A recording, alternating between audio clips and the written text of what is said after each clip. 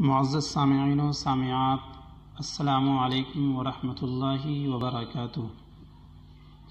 باب العلم انواریہ educational society اور جامعہ انواریہ کے زیر اہتمام قرآن مجید کی تفسیر بنام تفسیر نعیمی کی ریکارڈنگ کا سلسلہ جاری ہے۔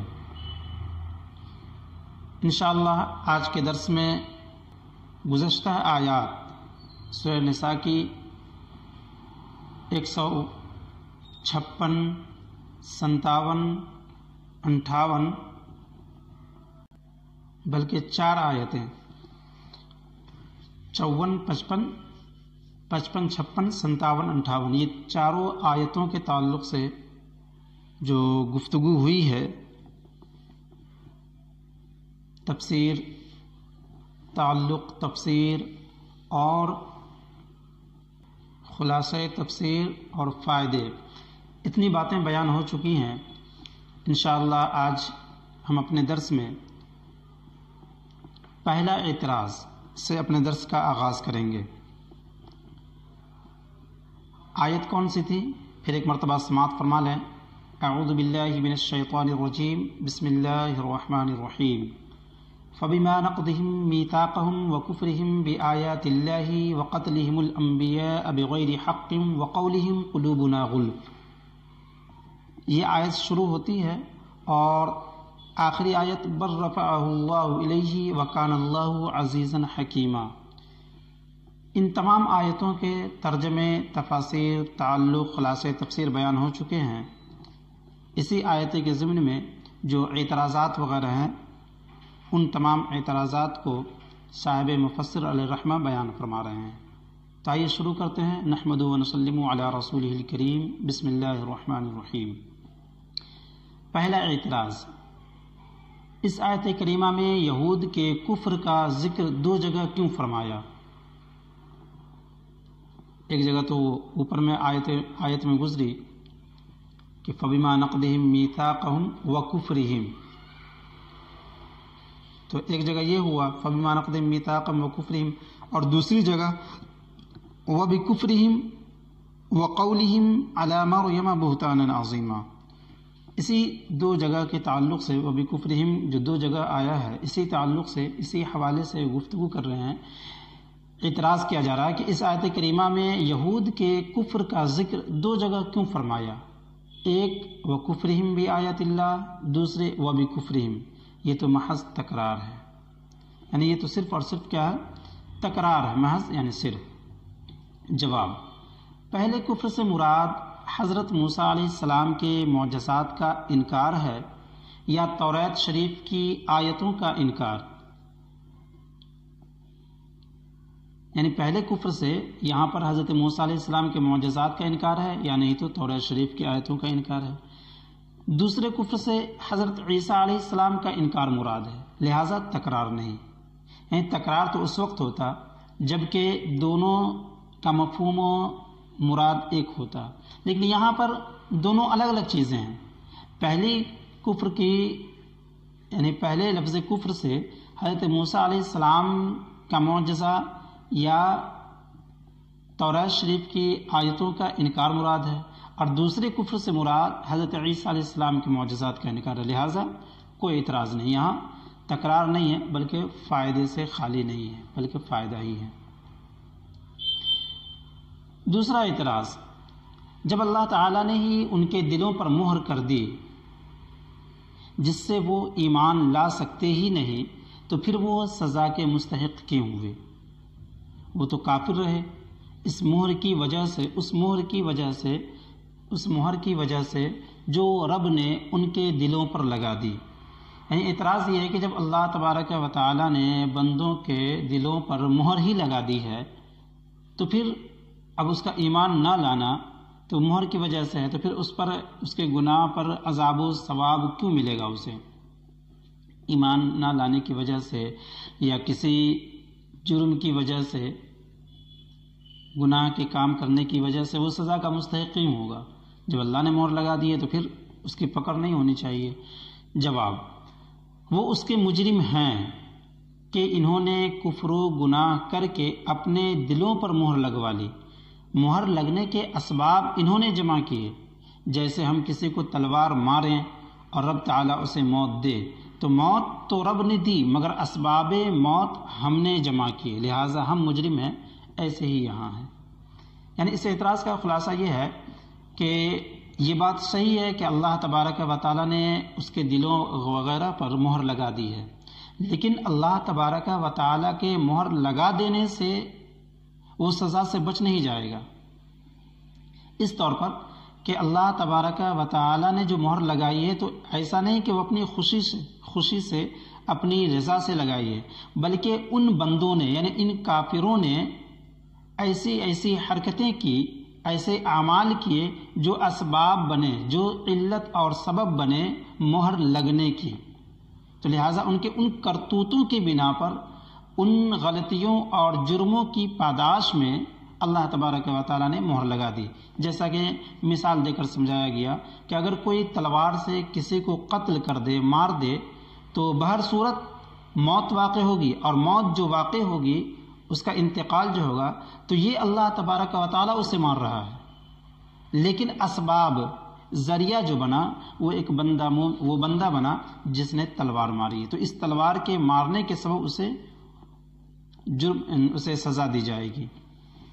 تو اسی طریقے سے یہاں بھی اللہ تبارک و تعالیٰ نے جو اسے سزا دیا، سزا کا جو اللہ تبارک و تعالیٰ نے اس کے تعلق سے سزا مقرر کیا ہے، تو اس سزا کا جو حکم ہے، سبب ہے، وہ اس کے غلطی کا، اس کے ڈھیٹ پن کا اور اس کے ان جرائم کا جو انہوں نے کیے، یعنی توریت کو جھٹلانا وغیرہ، انبیاء کرام کو ناحق قتل کرنا، حضرت مریم علیہ السلام پہ بہتان لگانا، مریم علیہ السلام پہ بہتان لگانا، اسی طرح عیسیٰ علیہ السلام کی معجزات، یعنی ان تمام گناہوں کے سبب اللہ تبارک و تعالیٰ نے ان کے دلوں پر مہر لگا دی، اور ان وجوہات کی بنا پر اسے سزا دی جائے گی۔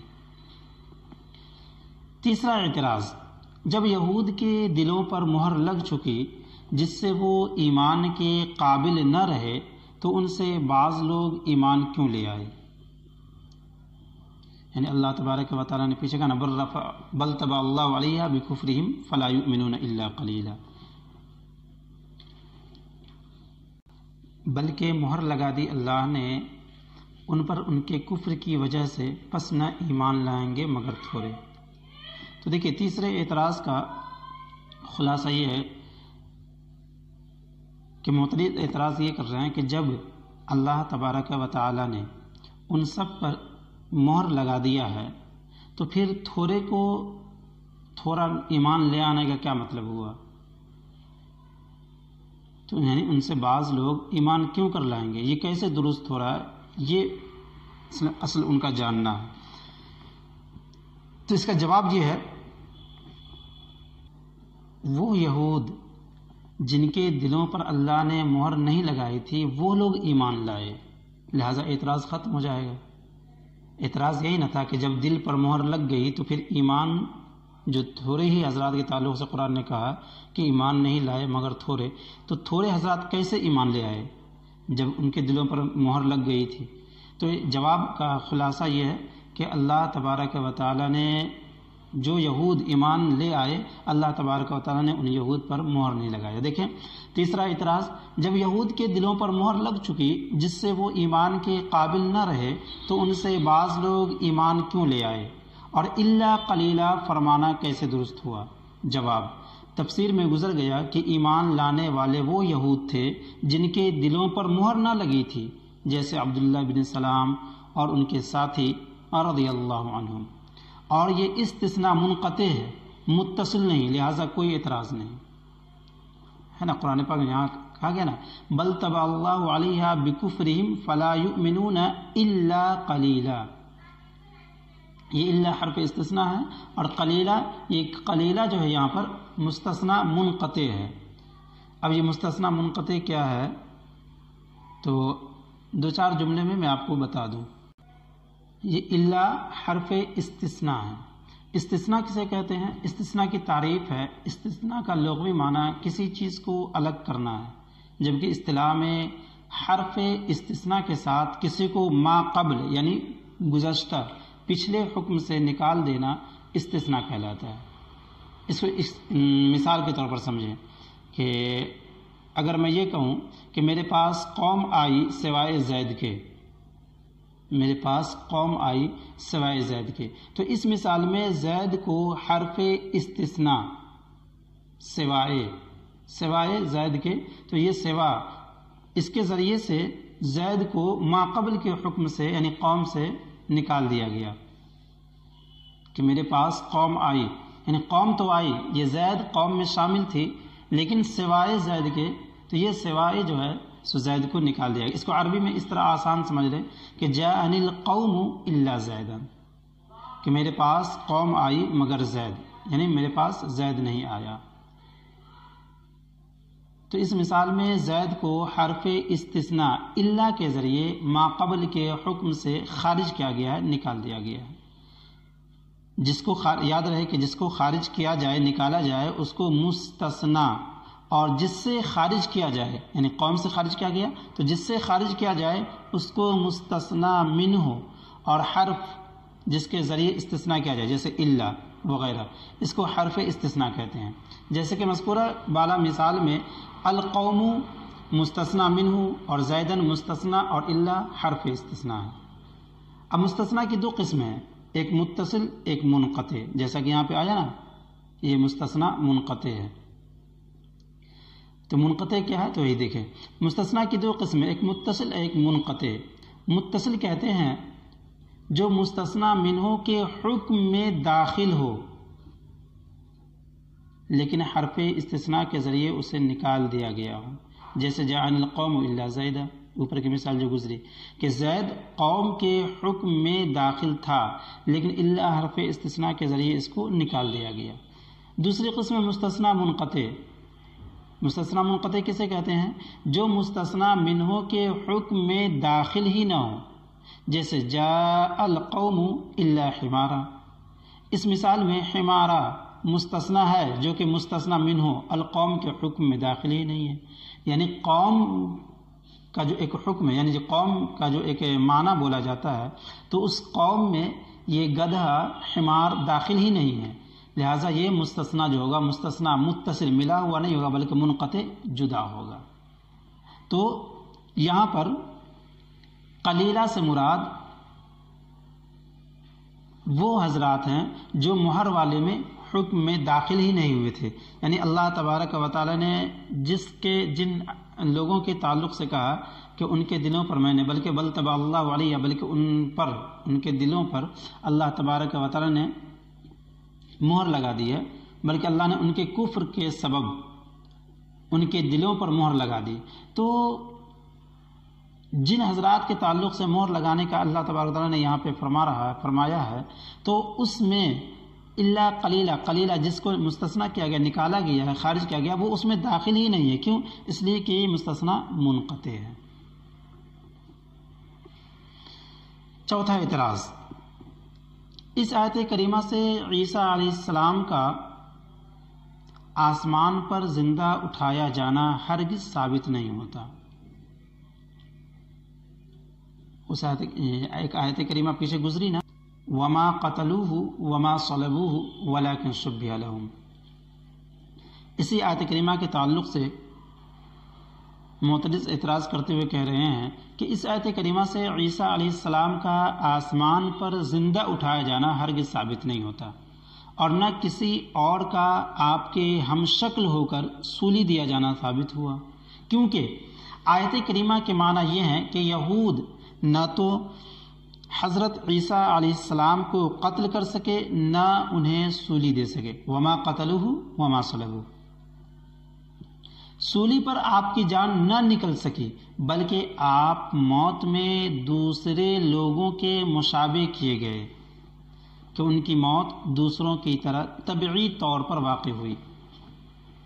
اسی طریقے سے آگے اعتراض کرتے ہوئے کہہ رہا ہے معترض کہ رفع کے معنی آسمان پر اٹھانا نہیں بلکہ جناب عیسیٰ کے درجات بلند کرنا ہے۔ رفع کے معنی اٹھانا، رفع کے معنی آسمان پر اٹھانا نہیں بلکہ جناب عیسیٰ کے درجات بلند کرنا ہے، جیسے رب فرماتا ہے ورفع بعضهم درجات، یعنی اللہ نے ان کے درجے بلند فرمائے کہ انہیں رسول بنایا، بحوالہ مرزائی قادیانی۔ دراصل یہ تفسیر محمد علی لاہوری قادیانی نے اپنی تفسیر بیان القرآن میں کی ہے اور اس پر بہت ناز بھی کیا ہے۔ تو اس اعتراض کا جواب کیا ہوگا دیکھیں، بہت آسان جواب ہے جیسا کہ پیچھے تفسیر میں بھی گزر چکی ہے۔ یہ اس آیت کی تفسیر نہیں بلکہ کھلی تحریف ہے۔ کھلی تحریف یعنی رد و بدل، اصل تحریر میں اصل الفاظ کو بدل کر کے کچھ اور لکھ دینا، تو یہ اصل میں تحریف نہیں بلکہ حقیقت میں تحریف ہے، کیونکہ شبیہ لہم کہ یہ معنی کرنا کہ حضرت مسیح علیہ السلام کو موت میں ان کی طرح کر دیا کہ وہ طبعی موت سے فوت ہوئے، محض تحریف ہے۔ یعنی اس طرح کا تفسیر کرنا کہ شبیہ لہم کی تفسیر یہ کرنا، معنی یہ کرنا کہ حضرت مسیح علیہ السلام کو موت میں ان کی طرح کر دیا کہ وہ طبعی موت سے فوت ہوئے، محض تحریف ہے۔ کیوں؟ دیکھیں، یہ آیت اس معنی میں نہیں آتی، ساتھ ہی نیز یہ کہ نیز اور یہ بھی جبکہ عیسیٰ علیہ السلام کی سولی پر لٹک کر جان نہ نکلنا بھی ان کا معجزہ ہے۔ جیسا کہ اس نے کہا نا کہ حضرت عیسیٰ علیہ السلام سولی پر آپ کی جان نہ نکل سکی، تو اس سے سمجھ میں آتا ہے کہ اس نے یہ اس کے اس جملے سے اتنا ثابت ہوا کہ حضرت عیسیٰ علیہ السلام کو سولی پر لٹکایا گیا تھا۔ اسی طرف ذہن میں رکھتے ہوئے اسی جملے کو دیکھیں، جبکہ نیز اور یہ بھی کہ جبکہ عیسیٰ علیہ السلام کی سولی پر لٹک کر جان نہ نکلنا بھی ان کا معجزہ ہے، پھر آپ کی موت دوسروں کی طرح کب رہی؟ مطلب یہ ہے کہ حضرت عیسیٰ علیہ السلام کا اگر یہ معجزہ ہے کہ سولی پر لٹک کر کے بھی جان نہ نکل سکی، تو پھر دوسروں کی طرح موت کیسے واقع ہو گئی؟ یعنی طبعی موت جس کی طرح کہا گیا تھا۔ حقیقت تو یہ ہے کہ دوسرے لوگ سولی پر، جیسا کہ آگے مفسر رحمہ کہہ رہے ہیں، دوسرے لوگ سولی پر لٹک کر ہی مر جاتے ہیں، تو اس میں کوئی معجزہ نہیں ہے۔ آگے پھر یہ دیکھیں کہ لہٰذا آیت کے یہ معنی تمہارے بیان کیے ہوئے مطلب کے بھی خلاف ہیں۔ نیز جب رفع کا مفعول، یہاں سے دوسری تفسیر یعنی دوسری طرح سے جواب دے رہے ہیں اس اعتراض کا۔ نیز جب رفع کا مفعول کوئی جسم ہو تو وہاں جسمانی اٹھانا مراد ہوتا ہے، نہ کہ بلندی درجات، جیسا کہ اس نے کہا کہ ورفع بعضهم درجات، اللہ تبارک و تعالیٰ نے ان کے درجوں بلند فرمائے۔ ایسا نہیں کہ حضرت عیسیٰ علیہ السلام کو آسمان پر اٹھا لیا۔ صاحب مفسر کہتے ہیں کہ جب رفع کا مفعول کوئی جسم ہو تو وہاں جسمانی اٹھانا مراد ہوتا ہے، نہ کہ بلندی درجات، جیسا کہ اس نے غلط طرح سے مثال پیش کیا۔ چنانچہ فرماتا ہے، یعنی اللہ تبارک تعالیٰ فرماتا ہے وَرَفَعَ أَبَوَيْهِ عَلَى الْعَرْشِ، اور اس نے اپنے والدین کو عرش پر اٹھایا یا بٹھایا۔ اور فرماتا ہے اذ يرفع ابراہیم القواعد من البیت، اذ يرفع ابراہیم القواعد من البیت، یعنی یہ دو آیتیں کریمہ، ان دونوں آیت کریمہ میں رفع درجات کے معنی، بلندی درجات کے معنی میں نہیں ہے، بلکہ یہاں پر دونوں آیتوں سے مراد جسمانی اٹھانا مراد ہے۔ ان دونوں آیتوں میں جسمانی اٹھانا مراد ہے، کیونکہ یہاں رفع کا مفعول والدین ہے، یہاں رفع کا مفعول والدین ہے، جیسے کہ ورفع ابویہ، اوپر پہلے قاعدہ گزر چکا ہے کہ جب رفع کا مفعول کوئی جسم ہو تو وہاں جسمانی اٹھانا مراد ہوگا۔ تو یہ سب سے پہلے ذہن میں رکھیں کہ رفع کا درجاتی بلندی کا معنی مراد لینا کب ہوگا؟ جبکہ رفع کا مفعول کوئی جسم نہ ہو۔ ایک چیز یعنی رفع کے دو ہی معنی ہوتے ہیں، ایک جسمانی بلندی اور ایک رتبہ و مرتبہ، اور یہ قاعدہ کلیہ یاد رکھیں، جب رفع کے بعد الا یا علا آئے یا کوئی مفعول آئے تو اس سے جسمانی اٹھانا مراد ہوتا ہے. یعنی جب رفع کا معنی اٹھانا، جسم کے طور پر اٹھانا مراد ہو تو وہاں پر یا تو مفعول ہوگا یا نہیں تو الا، رفع کے بعد الا یا الا ہوگا. تو یہاں پر معنی ہوگا رفع کا بلندی مکانی، جسم کا اٹھانا مراد ہوگا، نہ کہ بلندی درجات. جب یہ قاعدہ ذہن میں آ گیا تو اب سنیں، جب رفع کا مفعول کوئی جسم ہو تو وہاں جسمانی اٹھانا مراد ہوتا ہے، نہ کہ بلندی درجات. چنانچہ فرماتا ہے وَرَفَعَ أَبَوَيْهِ عَلَى الْعَرْشِ، اور فرماتا ہے اِذْ يَرْفَعُ إِبْرَاهِيمُ الْقَوَاعِدَ مِنَ الْبَيْتِ. ان دونوں آیتوں میں جسمانی اٹھانا مراد ہے، کیونکہ یہاں رفع کا مفعول والدین ہے، یعنی پہلی مثال میں ابوی والدین ہیں، دوسری آیت میں کعبہ کی دیواریں، ابراہیم القواعد، قواعد یہ کیا ہے؟ دیوار. اور دوسری آیت میں کعبہ کی دیواریں، یہاں بھی رفع کا مفعول.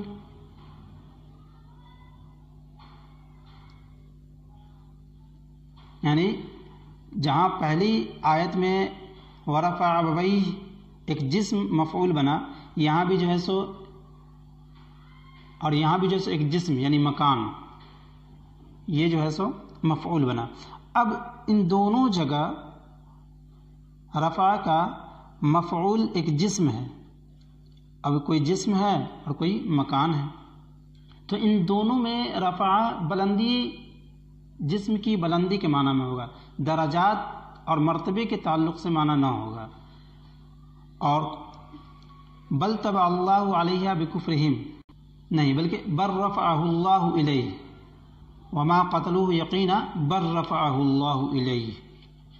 تو یہاں پر رفع اللہ میں جو الیہ ہے تو یہاں بھی مفعول حضرت عیسیٰ علیہ السلام مراد ہو رہے ہیں. بل رفعہ بل رفعہ، بلکہ اللہ نے اسے، کسے؟ حضرت عیسیٰ علیہ السلام کو. دیکھیے ہا ضمیر یہ منصوب ہے جو اشارہ کرتی ہے حضرت عیسیٰ علیہ السلام کی طرف.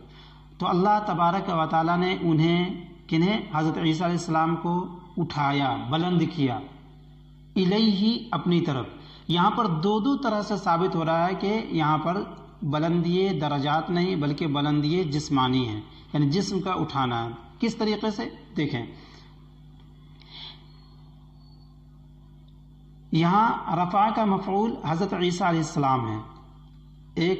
دوسری صورت نیز، اور یہ بھی کہ الیہ فرمانے سے معلوم ہوا کہ یہ بلندی درجات نہ تھی بلکہ جسمانی اٹھانے سے تھی، کیونکہ اگر رفع کے بعد الا یا علا ہو تو یقیناً مکانی بلندی مراد ہوتی ہے، یعنی جگہ کی بلندی مراد ہوتی ہے. جب الا یا علا رفع کے بعد، ایک تو یہ کہ جب رفع کے بعد مفعول واقع ہو تو جسمانی مراد ہوگا، جسمانی اٹھانا مراد ہوگا. اور ایک بات یہ بتائی گئی وہاں بھی جو ہے سو، یعنی اس صورت میں بھی جب مفعول واقع ہو، مفعول رفع کے بعد مفعول کا ذکر ہو تو بلندی درجات نہیں ہوگا، ایک صورت. دوسری صورت یہ بتائی جا رہی ہے کہ جب رفع کے بعد الا یا علا آئے تو یہاں بھی بلندی درجات مراد نہ ہوگی بلکہ یہاں مکانی بلندی مراد ہوگی، کیونکہ اگر رفع کے بعد الا یا علا ہو تو یقیناً مکانی بلندی مراد ہوگی، یعنی جگہ کی بلندی مراد ہوگی، یعنی اٹھانا. گویا یہاں دو قرینوں سے معلوم ہو رہا ہے کہ مکانی بلندی مراد ہے. ایک یہ کہ رفع کا مفعول جسم ہے اور وہ حضرت عیسیٰ علیہ السلام، بل رفعہ. دوسرے یہ کہ رفع کے بعد الا فرمایا گیا ہے، لہٰذا دو طرح سے ثابت ہو رہا ہے کہ یہاں پر بلندی درجات معنی مراد نہیں ہے جیسا کہ تم نے کہہ دیا ورفع بعضهم درجات، بلکہ یہ آیت ہی یہاں پر استدلال میں پیش کرنا صحیح نہیں ہے. تمہاری پیش کردہ آیت ورفع بعضهم درجات میں رفع کا مفعول درجات ہیں، لہٰذا وہاں بلندی مکانی مراد نہیں. نیز، اور یہ بھی کہ تمہاری یہ تفسیر تمام صحابہ کرام، مفسرین، محدثین و اجماع امت کے خلاف ہے. اس لیے بھی باطل محض ہے، یعنی صرف اور صرف باطل ہے، اس کی کوئی حقیقت نہیں ہے، حقیقت سے دور کا بھی واسطہ نہیں ہے۔ نوٹ: عیسیٰ علیہ السلام کے آسمان پر جانے کے متعلق مرزائیوں کے اور بہت سے اعتراضات ہیں جو ہم نے تیسرے پارے میں مع جوابات بیان کیے۔ پانچواں اعتراض: کسی انسان کا دوسرے کے ہم شکل ہو جانا قانون قدرت کے خلاف ہے۔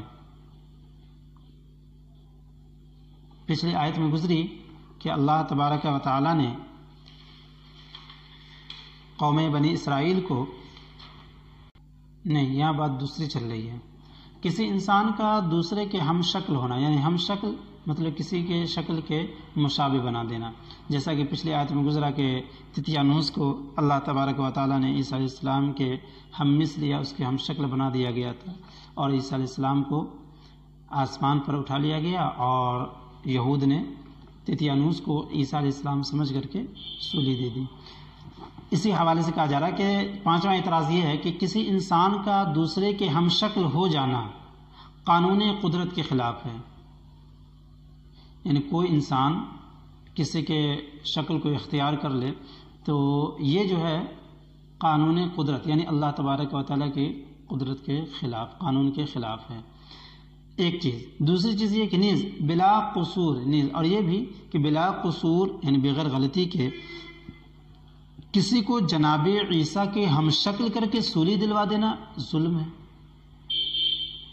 رب تعالیٰ ان دونوں عیبوں سے پاک ہے، یعنی اعتراض کرنے والا یہ اعتراض کر رہا ہے کہ تم کہتے ہو کہ عیسیٰ علیہ السلام کو آسمان پر اٹھا لیا گیا اور ان کے بدلے میں تتیانوس کو یا دیگر جو بھی ہے اللہ تبارک و تعالیٰ نے عیسیٰ علیہ السلام کے ہم شکل بنا دیا اور اسے سولی دے دی گئی، تو یہاں پر دو خرابی لازم آ رہی ہے، یعنی اللہ تبارک و تعالیٰ کے ذات پر دو عیب لگانا پایا جا رہا ہے۔ وہ ایک یہ کہ کسی انسان کا دوسرے کے ہم شکل ہو جانا یہ قانون قدرت کے خلاف ہے، تو ایک یہ ثابت آ رہا ہے۔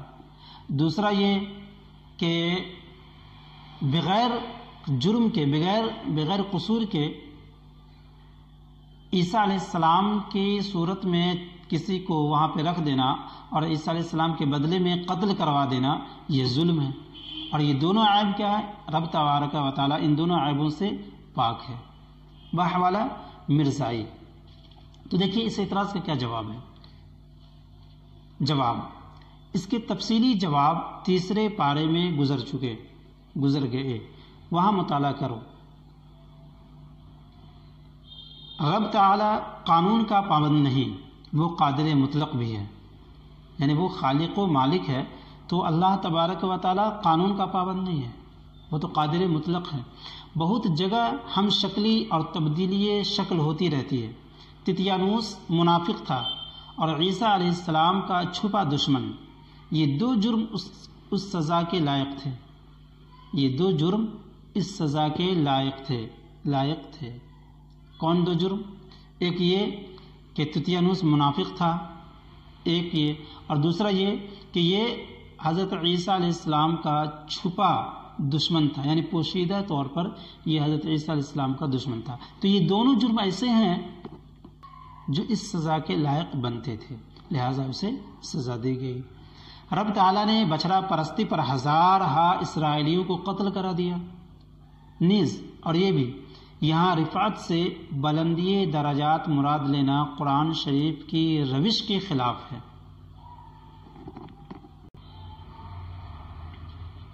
اللہ تعالیٰ نے بچھڑا پرستی پر ہزارہا اسرائیلیوں کو قتل کرا دیا، یہ بات مکمل ہو گئی، یعنی پانچواں اعتراض کا جواب گزر چکا کہ اللہ تبارک و تعالیٰ جب بچھڑا پرستی پر ہزاروں اسرائیلیوں کو قتل کروا سکتا ہے، تو یہ جو اس نے دو جرم کیے تو اس کی پاداش اور اس کے بدلے میں اسے قتل کرا دیا جائے تو یہ ظلم نہیں ہوگا، اور نہ ہی اللہ تبارک و تعالیٰ کی ذات پر عیب لگانا ہوگا۔ اب یہاں سے ایک نئی بات بتا رہے ہیں، وہ نئی بات جو حضرت عیسیٰ علیہ السلام کے تعلق سے کہا گیا، اللہ تبارک و تعالیٰ نے انہیں اوپر اٹھا لیا، جو مرزائی وغیرہ کو ہضم نہیں ہو پا رہا ہے، تو اسی تعلق سے بیان فرما رہے کہ نئی بات انہیں سائے مفسر بیان فرما رہے ہیں کہ یہاں رفعت سے بلندی درجات مراد لینا، بل رفع اللہ الیہ، کہ اللہ تبارک و تعالیٰ نے انہیں ان کے درجات بلند فرمائے. تو یہاں بلندی درجات مراد لینا قرآن کی روش کے خلاف ہے، یعنی قرآن کے طرز، قرآن کے طریقے کے خلاف ہے، انداز کے خلاف ہے، کیونکہ فرمایا گیا بر رفعہ اللہ، یعنی انہوں نے جناب مسیح کو قتل یا سولی نہ کیا بلکہ انہیں اللہ نے اٹھا لیا. یعنی بر رفعہ اللہ ترجمہ کیا ہے کہ اللہ نے جناب مسیح کو وما قتل وما صلبوا، ان لوگوں نے نہ انہیں قتل کا نہ سولی دی بلکہ اللہ نے انہیں اٹھا لیا. اگر بلندی درجات مراد ہوتی تو بل نہ فرمایا جاتا. کیوں نہیں فرمایا جاتا؟ کہ راہ میں، کہ خدا کی راہ میں ظلماً قتل یا سولی ہو جانا شہادت ہے. یعنی اللہ کی راہ میں ظلماً قتل یا سولی ہو جانا شہادت، یعنی موت واقع ہو جائے اللہ کی راہ میں، یعنی فی سبیل اللہ. ولا تقولوا، جو اللہ کی راہ میں شہید ہو جاتا ہے اسے مردہ نہ کہو بلکہ وہ زندہ ہے. لیکن اتنا تو طے ہے کہ جو اللہ کی راہ میں شہید ہوتا ہے تو وہ بہت، یہ شہادت کا درجہ بہت بلند درجہ ہے. اسی طرح اشارہ کرتے ہوئے صاحب مفسر فرما رہے ہیں کہ خدا کی راہ میں ظلماً قتل یا سولی ہو جانا شہادت ہے، اور شہادت سے بلندی درجات ہوتی ہے، نہ کہ شہادت کے مقابل اپنی طبعی موت پر فوت ہونے سے. جیسا کہ اس نے کہا مرزائی نے کہ اللہ تبارک و تعالیٰ نے انہیں طبعی موت عطا کی. تو اگر طبعی موت ہوتی تو بلندی درجات کہاں ہوا؟ اگر ظلماً اگر شہید کیے جاتے تو یہ یہاں پر بلندی درجات مراد ہوتی، اور اللہ تبارک و تعالیٰ نے یہاں پر ایسا بھی نہیں کیا بلکہ بر رفعہ اللہ الیہ، اللہ تبارک و تعالیٰ نے انہیں اٹھا لیا. تو یہاں پر بلندی درجات مراد لینا صحیح ہی نہیں ہے، کیونکہ قرآن کے خلاف لازم آئے گا کہ اگر اللہ کو ان کے درجات کو بلندی فرمانا ہوتا تو وہاں پر شہادت ان کی ہو جاتی، اور شہادت کا درجہ بہت بلند ہے، تو لہٰذا اس اعتبار سے ان کو بلندی مل جاتی. لیکن اللہ فرماتا بر رفعہ اللہ الیہ، تو یہ بل یہ خود بتا رہا ہے کہ نہیں، یہاں پر درجات، بلندی درجات مراد نہیں بلکہ جسمانی اٹھانا مراد ہے.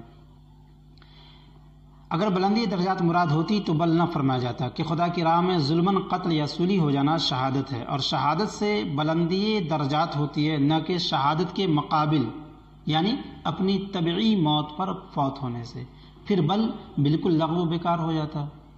غرضے کہ یہ تفسیر و تعویل محض باطل اور قرآن کریم کے خلاف ہے. محض یعنی صرف، باطل یعنی غلط. تفسیر صوفیانہ، اب یہاں سے صوفیانہ تفسیر دیکھیں. اللہ تعالیٰ نے امت محمدیہ پر لاکھوں احسانات ایسے فرمائے، جن میں سے ایک احسان یہ بھی ہے کہ اسے آخری امت بنایا، کہ اس امت کے بعد نہ کوئی نبی ہے نہ کوئی کتاب جس کی وجہ سے ہمارے عیوب چھپے رہے. یعنی یہ صحیح بات ہے کہ اللہ تبارک و تعالیٰ، جیسا کہ ما قبل کی آیت سے گزرا کہ بنی اسرائیل وغیرہ کے تذکرہ آیا، ان لوگوں نے جو غلطیاں کی، جو ان سے کوتاہیاں سرزد ہوئی، تو اللہ تبارک و تعالیٰ نے قرآن پاک میں ان تمام کے عیوب، ان تمام کی حقیقت کو واضح کر دیا. تو اللہ تبارک و تعالیٰ کا لاکھ لاکھ شکر ہے کہ ہم آخری امت ہیں، آخری نبی کی امت ہیں، کہ اس کے بعد کوئی نبی نہ ہوگا. کہ اگر کوئی نبی ہوتا تو ممکن تھا، ایک پہلو تھا کہ پھر انہیں ہمارے تعلق سے تذکرہ کیا جاتا، بتایا جاتا کہ یہ امت ایسی تھی، یہ امت ایسی تھی.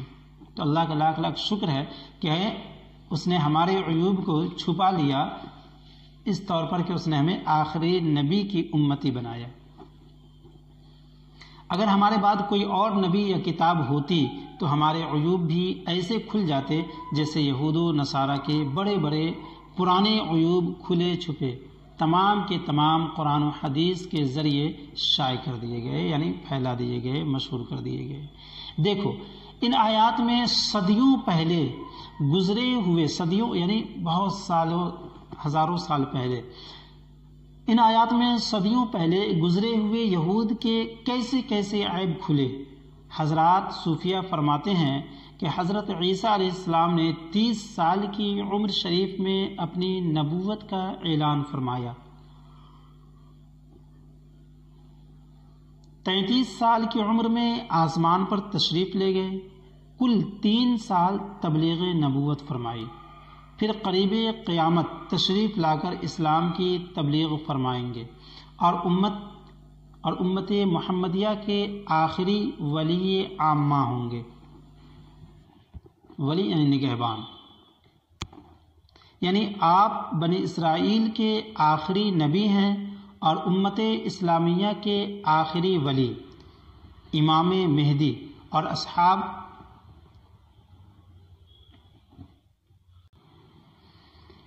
یعنی آپ بنی اسرائیل کے یعنی حضرت عیسیٰ علیہ السلام بنی اسرائیل کے آخری نبی ہیں اور امت اسلامیہ کے آخری ولی امام مہدی اور اصحاب کہف آپ کے خدام۔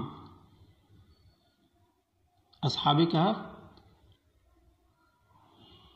جیسا کہ سورہ کہف میں ان کا تذکرہ مذکور ہے، تو اصحاب کہف جو ہوں گے تو یہ اصحاب کہف حضرت عیسیٰ علیہ السلام کے خدام ہوں گے یعنی خادم ہوں گے، نکاح کریں گے، صاحب اولاد ہوں گے۔ امام سیوطی نے تفسیر در منصور میں سورہ کہف کی تفسیر میں فرمایا کہ 4 نبی زندہ ہیں، 2 آسمانوں میں اور وہ ہیں حضرت ادریس و عیسیٰ علیہم السلام، 2 زمینوں میں اور ان کے اسماء یہ ہیں حضرت خضر و الیاس علیہم السلام۔ جناب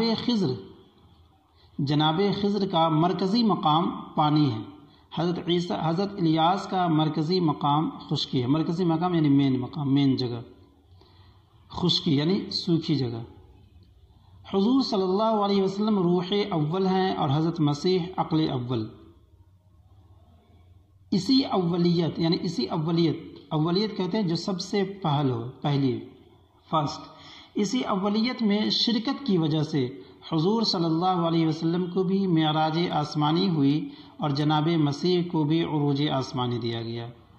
معراج یہ عروج ترقی کے معنی میں آتا ہے، بلندی کے معنی میں آتا ہے، چڑھنے کے معنی میں۔ تو حضرت عیسیٰ علیہ السلام بھی چڑھے یعنی آسمان پر گئے، اور حضور صلی اللہ علیہ وسلم بھی اللہ تبارک و تعالیٰ کی بارگاہ میں گئے تھے، جیسا کہ 27 رجب کا واقعہ مشہور ہے، 27ویں تاریخ رجب کی 27ویں رات کا۔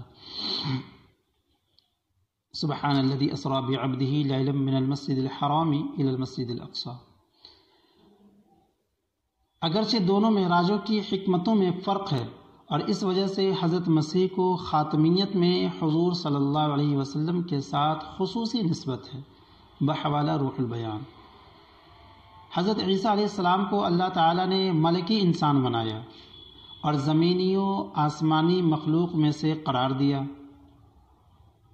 ملکی انسان یعنی فرشتے کی طرح صفت، کس طرح دیکھیں کہ انہیں فرشتوں کی طرح کھانے پینے پہننے سے بے نیاز کر دیا، یعنی وہ کھانے پینے سے محفوظ ہے۔ اب وہ فرشتوں کی طرح عرشی ہیں، یعنی بغیر کھائے پیے رہتے ہیں جس طرح فرشتے رہتے ہیں، بحوالہ آرائس البیان۔ یہاں تک پچھلی آیتوں کے تعلق سے تفسیر، تعلق، خلاصے تفسیر، اعتراض و جوابات اور تفسیر صوفیانہ وغیرہ فوائد وغیرہ بیان ہوئے۔ اگلی آیت، بسم اللہ الرحمن الرحیم۔ وَإِن مِّنْ أَهْلِ الْكِتَابِ إِلَّا لَيُؤْمِنَنَّ بِهِ قَبْلَ مَوْتِهِ وَيَوْمَ الْقِيَامَةِ يَكُونُ عَلَيْهِمْ شَهِيدًا۔ ترجمہ ہے، اور نہیں ہے کوئی کتاب والوں سے مگر وہ ضرور ان پر ایمان لے آوے گا ان کی وفات سے پہلے، اور دن قیامت کے ہوں گے وہ ان پر گواہ۔ آسان ترجمہ دیکھیں، وَإِن مِّنْ أَهْلِ الْكِتَابِ إِلَّا لَيُؤْمِنَنَّ بِهِ قَبْلَ مَوْتِهِ وَيَوْمَ الْقِيَامَةِ يَكُونُ عَلَيْهِمْ شَهِيدًا، کہ کوئی کتابی ایسا نہیں۔ کتابی انشاءاللہ اس کے تعلق سے بتا جائے گا کتابی کون ہے۔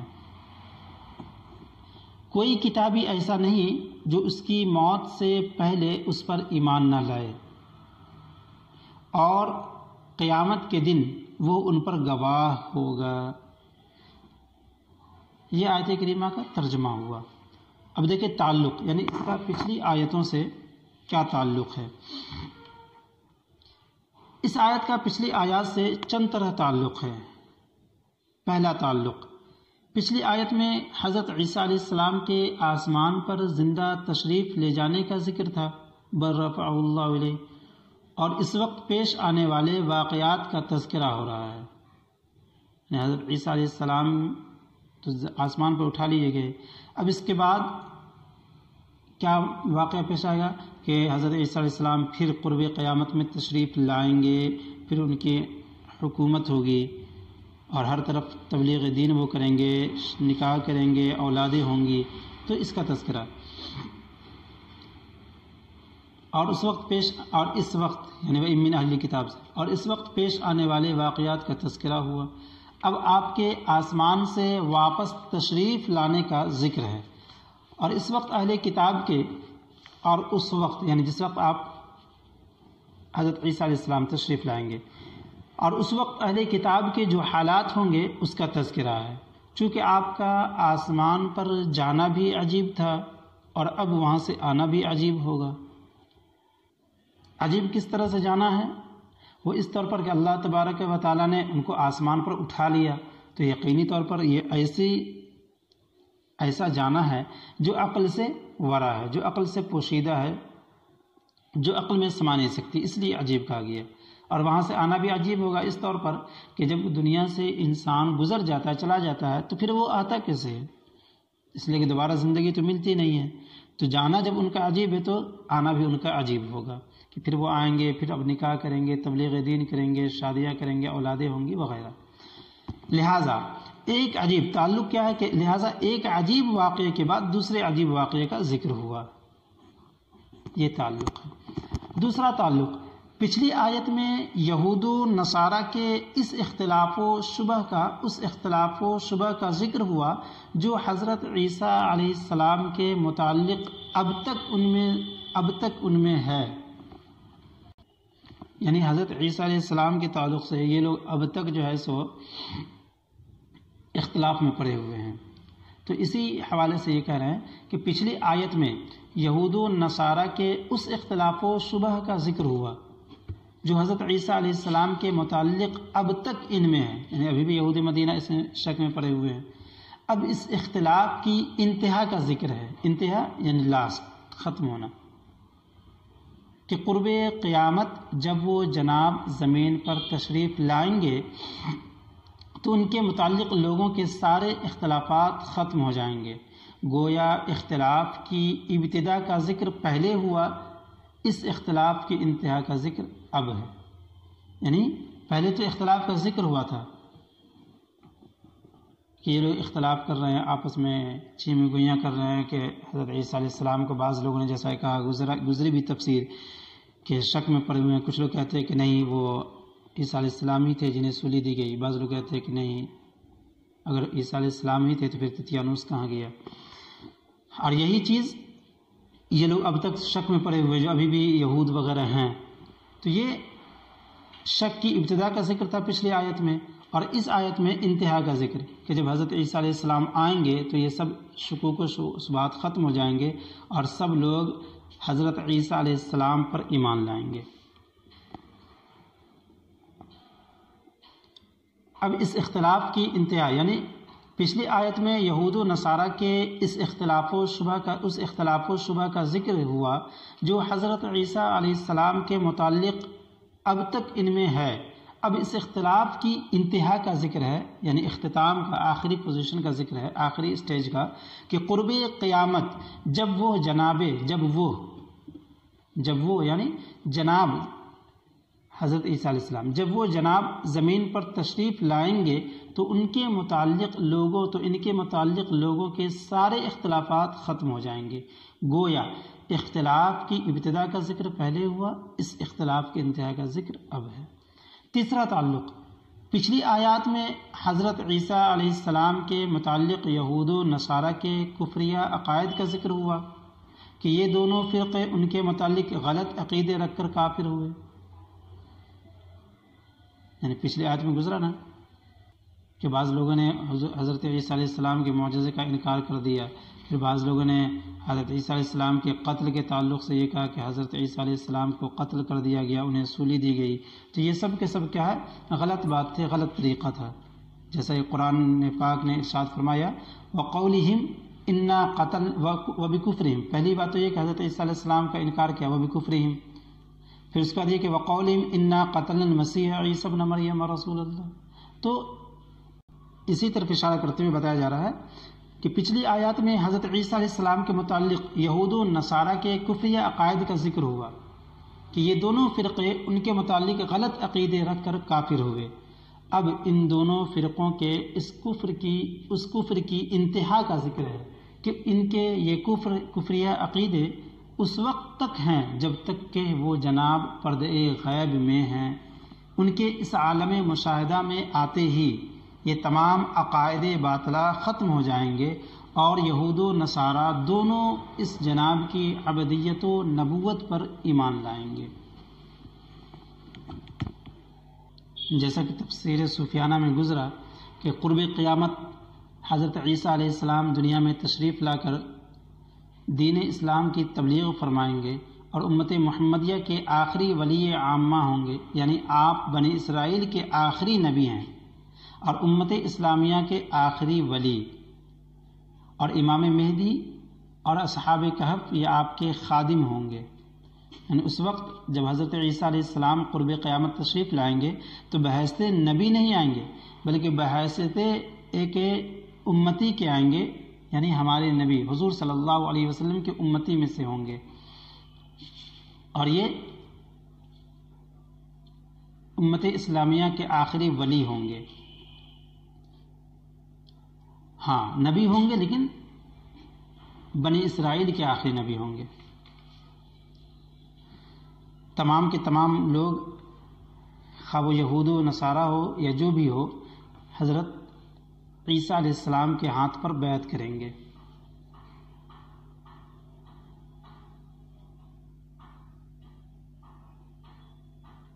شعر: کفر و اسلام کے جھگڑے تیرے چھپنے سے بڑھے، تو اگر پردہ اٹھا دے تو تو ہی تو ہو جائے. تفسیر: وَإِن مِّنْ أَهْلِ الْكِتَابِ، یہاں تک تو ترجمہ اور تعلق ہوا. وَإِن مِّنْ أَهْلِ الْكِتَابِ إِلَّا لَيُؤْمِنَنَّ بِهِ قَبْلَ مَوْتِهِ وَيَوْمِ الْقِيَامَةِ يَكُونُ عَلَيْهِمْ شَهِيدًا کا. اب یہاں سے تفسیر کی جا رہی ہے. وَإِن مِّنْ أَهْلِ الْكِتَابِ، چونکہ یہ کلام وَإِن مِّنْ أَهْلِ الْكِتَابِ چونکہ یہ کلام نیا ہے اس لیے اس کے شروع میں واو ابتدائیہ، واو وَإِن مِّن، وَإِن مِّن میں جو واو ہے یہ واو ابتدائیہ اسٹارٹنگ کے لیے کہ کلام شروع ہو رہا ہے. ان نافیہ ہے، وَإِن مِّن، وَإِن میں وَإِن جو ہے یہ ان کیا ہے؟ نافیہ ہے، یعنی نفی کے لیے ہے، نہیں کا معنی جو پیدا کرتا ہے، نو. ان نافیہ ہے، ما زائدہ ہے، یہاں پر دراصل ما نہیں بلکہ من ہونا چاہیے. وَإِن مِّن، تو من جو یہ کیا ہے؟ من زائدہ ہے، واو ابتدائیہ ہے، ان نافیہ ہے یعنی نفی کا معنی دیتا ہے نہیں کا، اور من زائدہ ہے یعنی ایکسٹرا. کبھی کتاب قرآن مجید میں کبھی کتاب بمعنی خط و تحریر آتا ہے، جیسے بلقیس نے کہا تھا وَإِن مِّنْ أَهْلِ الْكِتَابِ، تو اس کتاب سے مراد کیا ہے؟ تو اسی لفظ کے حوالے سے گفتگو ہو رہی ہے کہ قرآن مجید میں کبھی کتاب بمعنی خط و تحریر آتا ہے، جیسے بلقیس نے کہا تھا، حضرت بلقیس القا الی کتاب کریم،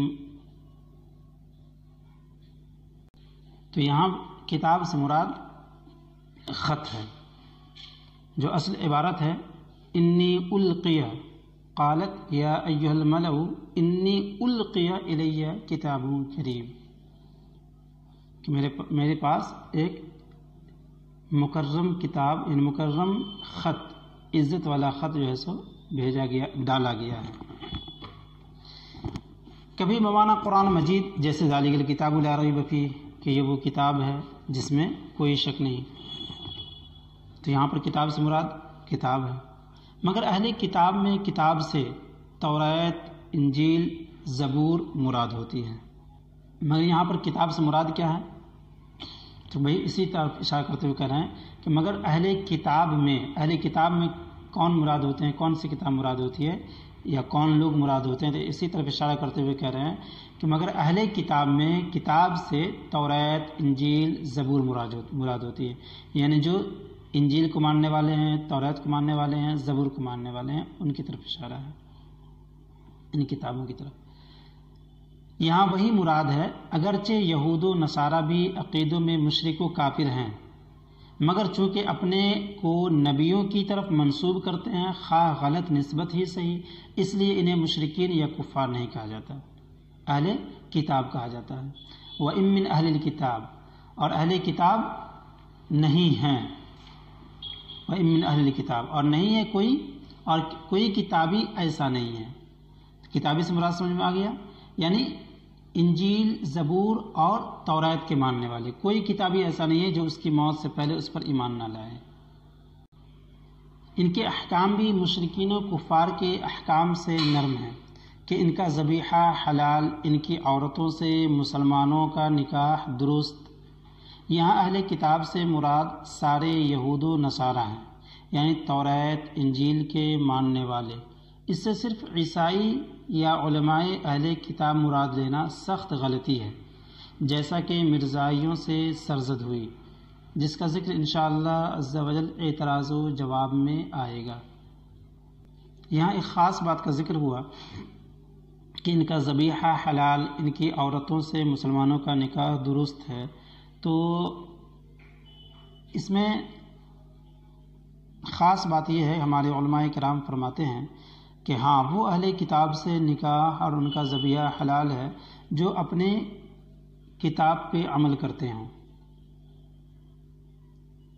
اب اس میں بھی اختلاف ہے کہ عام ازیں کہ وہ کتاب چونکہ تحریف شدہ ہے تو اصلی کتاب پر عمل کرتے ہیں یا جو ہی کتاب ہے اس پر عمل کرتے ہوں، اس کتاب کے مطابق کیا معاملہ ہے؟ تو صحیح روایت کے مطابق تو یہی ہے کہ جو اپنی کتابوں کے مطابق زندگی گزار رہے ہوں ان کا ذبیحہ اور ان سے نکاح درست ہے۔ تفصیل کے لیے مفتیان کرام سے رابطہ کیا جا سکتا ہے۔ إِلَّا لَيُؤْمِنَنَّ بِهِ قَبْلَ مَوْتِهِ وَإِن مِّنْ أَهْلِ الْكِتَابِ إِلَّا لَيُؤْمِنَنَّ بِهِ قَبْلَ مَوْتِهِ۔ إِلَّا حرف استثناء ہے، جیسا کہ بتایا جا چکا کہ إِلَّا حرف استثناء، یعنی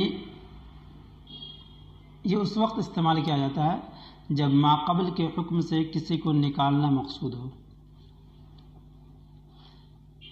الا حرف استثناء ہے جس کا مستثنی منہ پوشیدہ ہے، یعنی کس حکم سے نکالا جائے گا، تو اسی تعلق سے کہا جا رہا ہے کہ اس کا مستثنی منہ، جس سے مستثنی کیا جائے گا تو وہ مستثنی منہ کیا ہے؟ چھپا ہوا ہے۔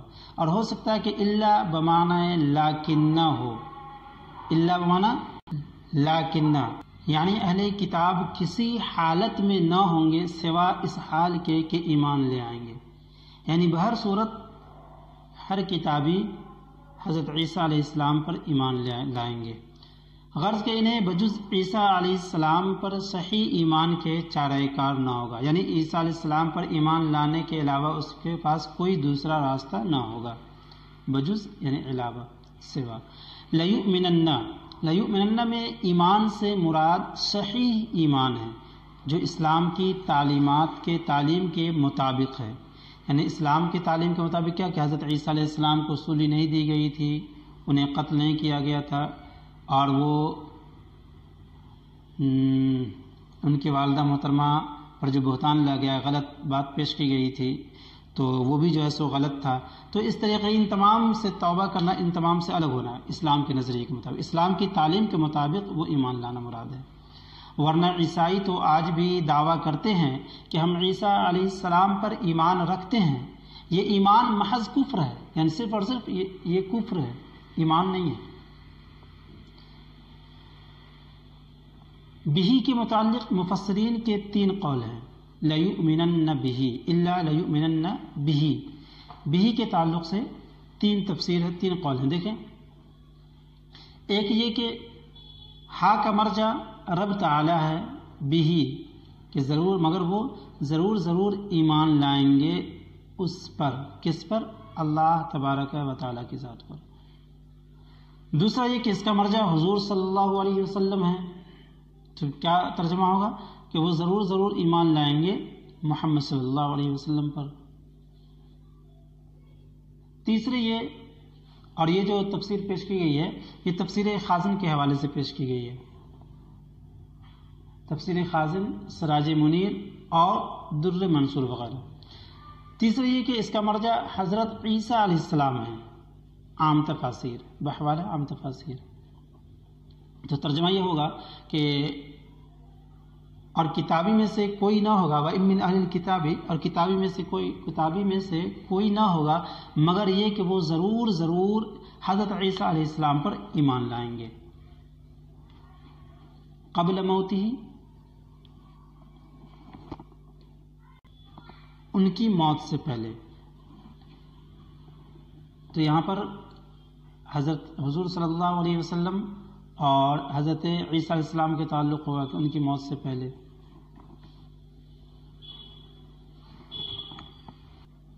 تو پہلی صورت کے حساب سے جب اللہ تبارک و تعالی مرضا ہو ہا ضمیر کا، تو اس صورت میں موتہی کے ہا کی طرف ہا کا مرجع کون ہوگا، یہ محل نظر ہے۔ تیسری تفسیر، یعنی تیسرا قول جو پیش کیا گیا، تو تیسری یہ کہ اس کا مرجع جو حضرت عیسیٰ علیہ السلام کی طرف اشارہ کیا گیا ہے کہ حضرت عیسیٰ علیہ السلام مراد ہیں، تو یہ جو ہے سو تیسری تفسیر نہایت قوی ہے معلوم ہو رہی ہے، کیونکہ جہاں حضرت عیسیٰ علیہ السلام ہی کا ذکر ہو رہا ہے، کیونکہ یہاں یعنی اس جگہ پر حضرت عیسیٰ علیہ السلام ہی کا ذکر ہو رہا ہے، نہ کہ خداوند تعالیٰ کا، نہ حضور صلی اللہ علیہ وآلہ وسلم کا۔ لہذا صحیح یہی ہے کہ بہی کا مرجع عیسیٰ علیہ السلام ہیں۔ تو یہاں پر خلاصہ کلام ہا ضمیر کا مرجع عیسیٰ علیہ السلام ہے، لہذا وہ دونوں ترجمہ مراد نہ لیا جائے۔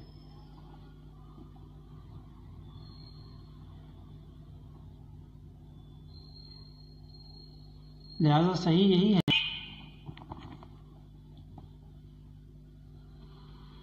حضرت عیسیٰ علیہ السلام قبل موتی، قبل ظرف ہے، لَيُؤْمِنَنَّ بِهِ قبل موتی، قبل ظرف ہے لَيُؤْمِنَنَّ کا، یعنی ظرف زمان۔ موت سے مراد لَيُؤْمِنَنَّ بِهِ قبل موتی، تو یہاں پہ جو موت ہے، موت سے مراد کیا ہے؟ موت سے مراد ہے وفات۔ اور ہا کے متعلق 2 قول ہیں، ایک یہ کہ اس کا مرجع اہل کتاب ہیں، معنی یہ نہیں، معنی جیسا کہ پہلے میں نے کہا تھا کہ قبل موت ہی میں ہا ضمیر کا مرجع عیسیٰ علیہ السلام، حضور صلی اللہ علیہ وسلم، تو ایسا نہیں ہے، بلکہ یہاں واضح کیا جا رہا ہے کہ دیکھیں موت ہی میں ہا ضمیر کا مرجع کون ہے۔ اور ہا کے متعلق 2 قول ہیں، ایک یہ کہ اس کا مرجع اہل کتاب ہیں، معنی یہ ہے نہیں ہے کوئی، وَإِن مِّنْ أَهْلِ الْكِتَابِ إِلَّا لَيُؤْمِنَنَّ بِهِ قَبْلَ مَوْتِهِ، نہیں ہے کوئی اہل کتاب مگر وہ اپنی موت سے پہلے عیسیٰ علیہ السلام پر ایمان لے آوے گا، یعنی اپنے مرنے سے پہلے غرغرہ کی حالت میں پہلے عیسیٰ علیہ السلام پر صحیح ایمان لاتا ہے،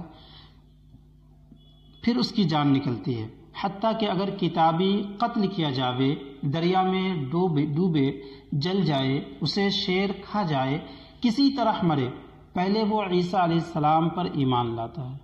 یعنی بہر صورت وہ جس حالت میں مرے، فرق اس سے نہیں پڑتا کہ وہ کس حالت میں مر رہا ہے، وہ جس حالت میں بھی مرے، وہ پہلے حضرت عیسیٰ علیہ السلام پر ایمان لے آتا ہے۔ اس طرح کہ یہودی تو اس جناب کو سچا نبی مان لیتا ہے اور عیسائی ان کی عبدیت یعنی اللہ کا بندہ ہونے کا اقرار کر لیتا ہے، پھر اس کی جان نکلتی ہے۔ حضرت عبداللہ ابن عباس کی ایک تفسیر یہی ہے۔ دوسرے یہ کہ ہا ضمیر کا مرجع کہتے ہیں جدھر لوٹتی ہو، لوٹنے کی جگہ۔ ہا ضمیر کا مرجع یعنی ہا ضمیر سے مراد کون ہے، یہ کس کی طرف لوٹ رہی ہے۔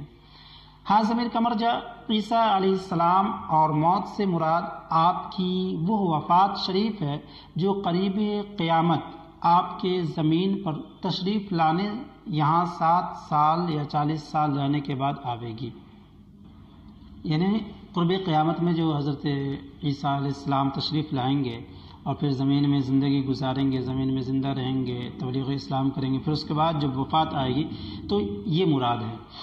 اسی طرف اشارہ کرتے ہوئے بیان فرما رہے ہیں کہ دوسرے یہ کہ ہا ضمیر کا مرجع عیسیٰ علیہ السلام اور موت سے مراد آپ کی وہ وفات شریف ہے جو قریب قیامت آپ کے زمین پر تشریف لانے یہاں 7 سال یا 40 سال رہنے کے بعد آئے گی، یعنی وہ موت جو زمین پر آنے کے بعد 7 یا 40 سال کے بعد آپ کی موت واقع ہوگی، یہ مراد ہے۔ اور اس عبارت کے معنی یہ ہیں کہ ان جناب کے زمین پر تشریف لانے پر اس وقت جتنے کتابی ہوں گے، یہودی ہوں یا عیسائی، وہ آپ کی زندگی شریف میں آپ پر ایمان لے آئیں گے۔ اس وقت دنیا میں سوا اسلام کے اور کوئی دین نہ ہوگا۔ پہلی تفسیر بہت ضعیف ہے، دوسری تفسیر نہایت ہی قوی ہے چند وجہ سے، قوی مضبوط۔ دیکھیں وہ چند وجہ کون کون سے ہیں۔ تو نمبر ایک یہ کہ اکثر مفسرین کا یہی قول ہے، عام مفسرین نے اسی کو ترجیح دی ہے۔ دیکھو تفسیر ابن کثیر، تفسیر کبیر، تفسیر جلالین، شاوی، جمل، خازن، بیضاوی، مدارک، خزائن العرفان وغیرہ، ان تمام تفاسیر میں اسی طرف یہی بات بتائی گئی ہے کہ حضرت عیسیٰ علیہ السلام کہ قبل موتی میں جو ہا ضمیر ہے اس سے مراد حضرت عیسیٰ علیہ السلام کا دنیا میں تشریف لانا، قرب قیامت، پھر یہاں رہ کر کے یہاں زندگی اختیار کرنا، اور 7 سال یا 40 سال کے بعد جو موت واقع ہوگی۔ تو اسی معنی کو اکثر لوگوں نے اختیار کیا ہے اور یہی تفسیر زیادہ راجح ہے، یعنی حضرت قبل موتی یعنی حضرت عیسیٰ علیہ السلام اور موت سے مراد آپ کی وہ وفات ہے جو یہ قرب قیامت میں آپ پائیں گے۔ دوسری یہ کہ احادیث متواترہ سے ثابت ہے کہ حضرت عیسیٰ علیہ السلام قریب قیامت تشریف لائیں گے، چنانچہ امام بخاری نے بخاری شریف میں باب باندھا عیسیٰ ابن مریم کا نزول۔ اس میں بروایت ابو ہریرہ رضی اللہ عنہ مرفوعاً روایت کی کہ فرمایا رسول اللہ صلی اللہ علیہ وسلم نے ان قریب عیسیٰ ابن مریم تم میں منصف حاکم بن کے اتریں گے۔ منصف حاکم یعنی انصاف پسند حاکم، انصاف کرنے والا سردار۔ صلیب کو توڑیں گے، صلیب یعنی وہ نشان جو کرسچن لوگ، عیسائی لوگ اپنے گلے میں ٹی نما پہنتے ہیں، صلیب کو توڑ دیں گے، خنزیر کو دنیا سے فنا کر دیں گے۔ خنزیر یعنی پگ، سور، فنا کر دیں گے یعنی ختم کر دیں گے، یعنی کسی کو عیسائی یہودی رہنے کی اور سور کھانے کی اجازت نہ دیں گے۔ جزیہ کا مسئلہ ختم فرما دیں گے، یعنی اس وقت اسلام یا قتل ہوگا، کسی کو کافر رہنے کی اجازت نہ ہوگی۔ دنیا میں مال بہا پھرے گا، دنیا میں مال بہا پھرے گا یعنی بہتی ہوئی نظر آئے گی۔ تمام لوگ متقی مومن ہوں گے، حتیٰ کہ لوگوں کی نظر میں ایک سجدہ دنیا بھر کی نعمتوں سے زیادہ پیارا ہوگا۔ پھر آپ نے یہی آیت تلاوت کی، وَإِن مِّنْ أَهْلِ الْكِتَابِ۔ یہ حدیث مسلم نے حسن حلوائی سے روایت کی، نیز یہ حدیث بہت سے محدثین نے نقل فرمائی۔ تو ایک وجہ تو یہ ہو گئی کہ دوسری تفسیر کے راجح ہونے کی کہ اکثر مفسر نے اسی معنی کو اختیار کیا ہے۔ کون سا معنی؟ کہ حضرت عیسیٰ علیہ السلام، حاضر ضمیر سے مراد عیسیٰ علیہ السلام ہے، اور موت سے آپ کی موت مراد ہے جو قرب قیامت آپ دنیا میں تشریف لانے کے بعد وفات پائیں گے۔ اور دوسری وجہ متواتر احادیث متواترہ سے بھی یہی ثابت ہے، جیسا کہ بخاری اور مسلم نے نقل کی کہ حضور صلی اللہ علیہ وسلم نے فرمایا کہ قرب قیامت حضرت عیسیٰ علیہ السلام تشریف لائیں گے اور ایک انصاف پسند حکومت قائم کریں گے، صلیب کو توڑیں گے، خنزیر کو فنا کر دیں گے، ختم کر دیں گے وغیرہ ہوں، اور آخر وقت میں صرف اور صرف جو تمام متقین مومن ہی رہیں گے، دنیا میں ہر طرف مال و زر نظر آئے گا۔ اس وقت انسان ایک سجدہ کرنا دنیا بھر کی نعمتوں سے زیادہ اچھا تصور کرے گا۔ تو یہ متواتر احادیث سے ثابت ہے کہ حضرت عیسیٰ علیہ السلام آخر وقت میں تشریف لائیں گے۔ تو یہ دوسری وجہ ہے کہ دوسری تفسیر صحیح ہو، زیادہ قوی مضبوط نظر آ رہی ہے۔ تیسری وجہ اس تفسیر کے مضبوط ہونے کی یہ کہ مسلمانوں کا اجماع اس پر ہے کہ حضرت عیسیٰ علیہ السلام قریب قیامت دنیا میں تشریف لائیں گے۔ اس وقت سارے عالم میں صرف مسلمان رہیں گے، کیونکہ تمام دنیا والے ایمان لے آئیں گے۔ یہ تفسیر اجماع امت کے مطابق ہے۔ اجماع کہتے ہیں کہ کسی مسئلے پر ہر دور کے علماء کرام متفق ہوں، کسی بھی ایک علماء کا اختلاف نہ ہو۔ تو اس اجماع امت سے بھی جو ہے سو یہ ثابت ہے کہ حضرت عیسیٰ علیہ السلام تشریف لائیں گے اور آپ وفات پائیں گے۔ تو تیسری وجہ یہ ہے کہ اجماع امت بھی اس بات پر، یعنی اجماع امت کا بھی یہ قول ہے۔ چوتھا یہ کہ مرتے وقت غرغرہ کی حالت کا ایمان شرعاً معتبر نہیں۔ اگر اہل کتاب اپنے مرتے وقت ایمان لے بھی آویں تو قبول نہیں، پھر اس غیر معقول ایمان کا ذکر بے فائدہ ہی ہے۔ یعنی چوتھے وجہ سے یہ بتانا چاہنا ہے کہ جیسا کہ پچھلے تفسیر میں گزرا، پہلی تفسیر کے مطابق کہ ہر وہ یہودی عیسائی جب مرتا ہے تو مرنے سے پہلے وہ حضرت عیسیٰ علیہ السلام پر ایمان لے آتا ہے۔ تو کہا گیا کہ یہ تفسیر اس لیے صحیح نہیں ہے کہ چونکہ غرغرہ کے وقت، جو غرغرہ کہتے ہیں یعنی موت سے پہلے جو حالت ہوتی ہے جو غرغرہ کہلاتا ہے، تو اس غرغرہ کی حالت میں ایمان لانا بے معنی ہے، لا یعنی ہے، یعنی بے فائدہ ہے، لغو ہے۔ لہٰذا ایسے وقت ایمان لانا جب بے فائدہ ہو تو تفسیر مراد، یعنی تو یہ مراد لینا کہ اس وقت یہ لوگ ایمان لاتے ہیں، یہ بے فائدہ ہوگا، لغو ہوگا۔ لہٰذا اس اعتبار سے بھی پہلی تفسیر مناسب، یعنی کہ زیادہ قوی نہیں ہے، بلکہ دوسری تفسیر زیادہ قوی ہے۔ پانچویں یہ کہ پہلی تفسیر آیت کریمہ کے مقصد کے بھی خلاف ہے، یعنی پہلی تفسیر آیت کریمہ کے مقصد کے بھی خلاف ہے۔ کس طور پر دیکھیے، اور اس موقع کے بھی خلاف ہے، کیونکہ یعنی مقصد و موقع کے خلاف ہے۔ کس طریقے سے دیکھیں، کیونکہ یہاں یہود کے اس قول کی تردید ہو رہی ہے کہ ہم نے جناب مسیح کو سولی دے دی اور ان کی موت واقع ہو چکی ہے۔ یعنی جب یہود نے کہا کہ ہم نے جناب مسیح کو سولی دے دی اور ان کی موت واقع ہو چکی ہے، تو رب نے فرمایا کہ یہ غلط ہے، وہ زندہ ہیں، پھر دنیا میں تشریف لائیں گے۔ اگرچہ ابھی یہود یہ نہ مانیں، مگر جب وہ آئیں گے تو انہیں ماننا پڑ جاوے گا کہ آپ کی موت واقع نہ ہوئی تھی، ہم غلطی پر تھے۔ مقصد تو یہ ہے کہ اگر آیت کے معنی یہ ہوں کہ یہودی عیسائی اپنے مرنے سے پہلے اس پر ایمان لے آتے ہیں، تو اس آیت کو اس مقام سے مناسبت کیا ہوئی اور اس میں یہود کی تردید کیسے ہوئی؟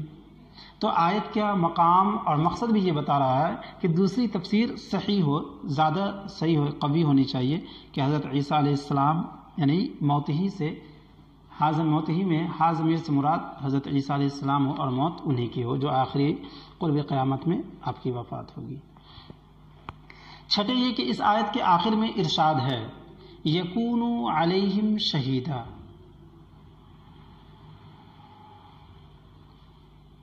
وَإِن مِّنْ أَهْلِ الْكِتَابِ إِلَّا لَيُؤْمِنَنَّ بِهِ قَبْلَ مَوْتِهِ وَيَوْمَ الْقِيَامَةِ يَكُونُ عَلَيْهِمْ شَهِيدًا۔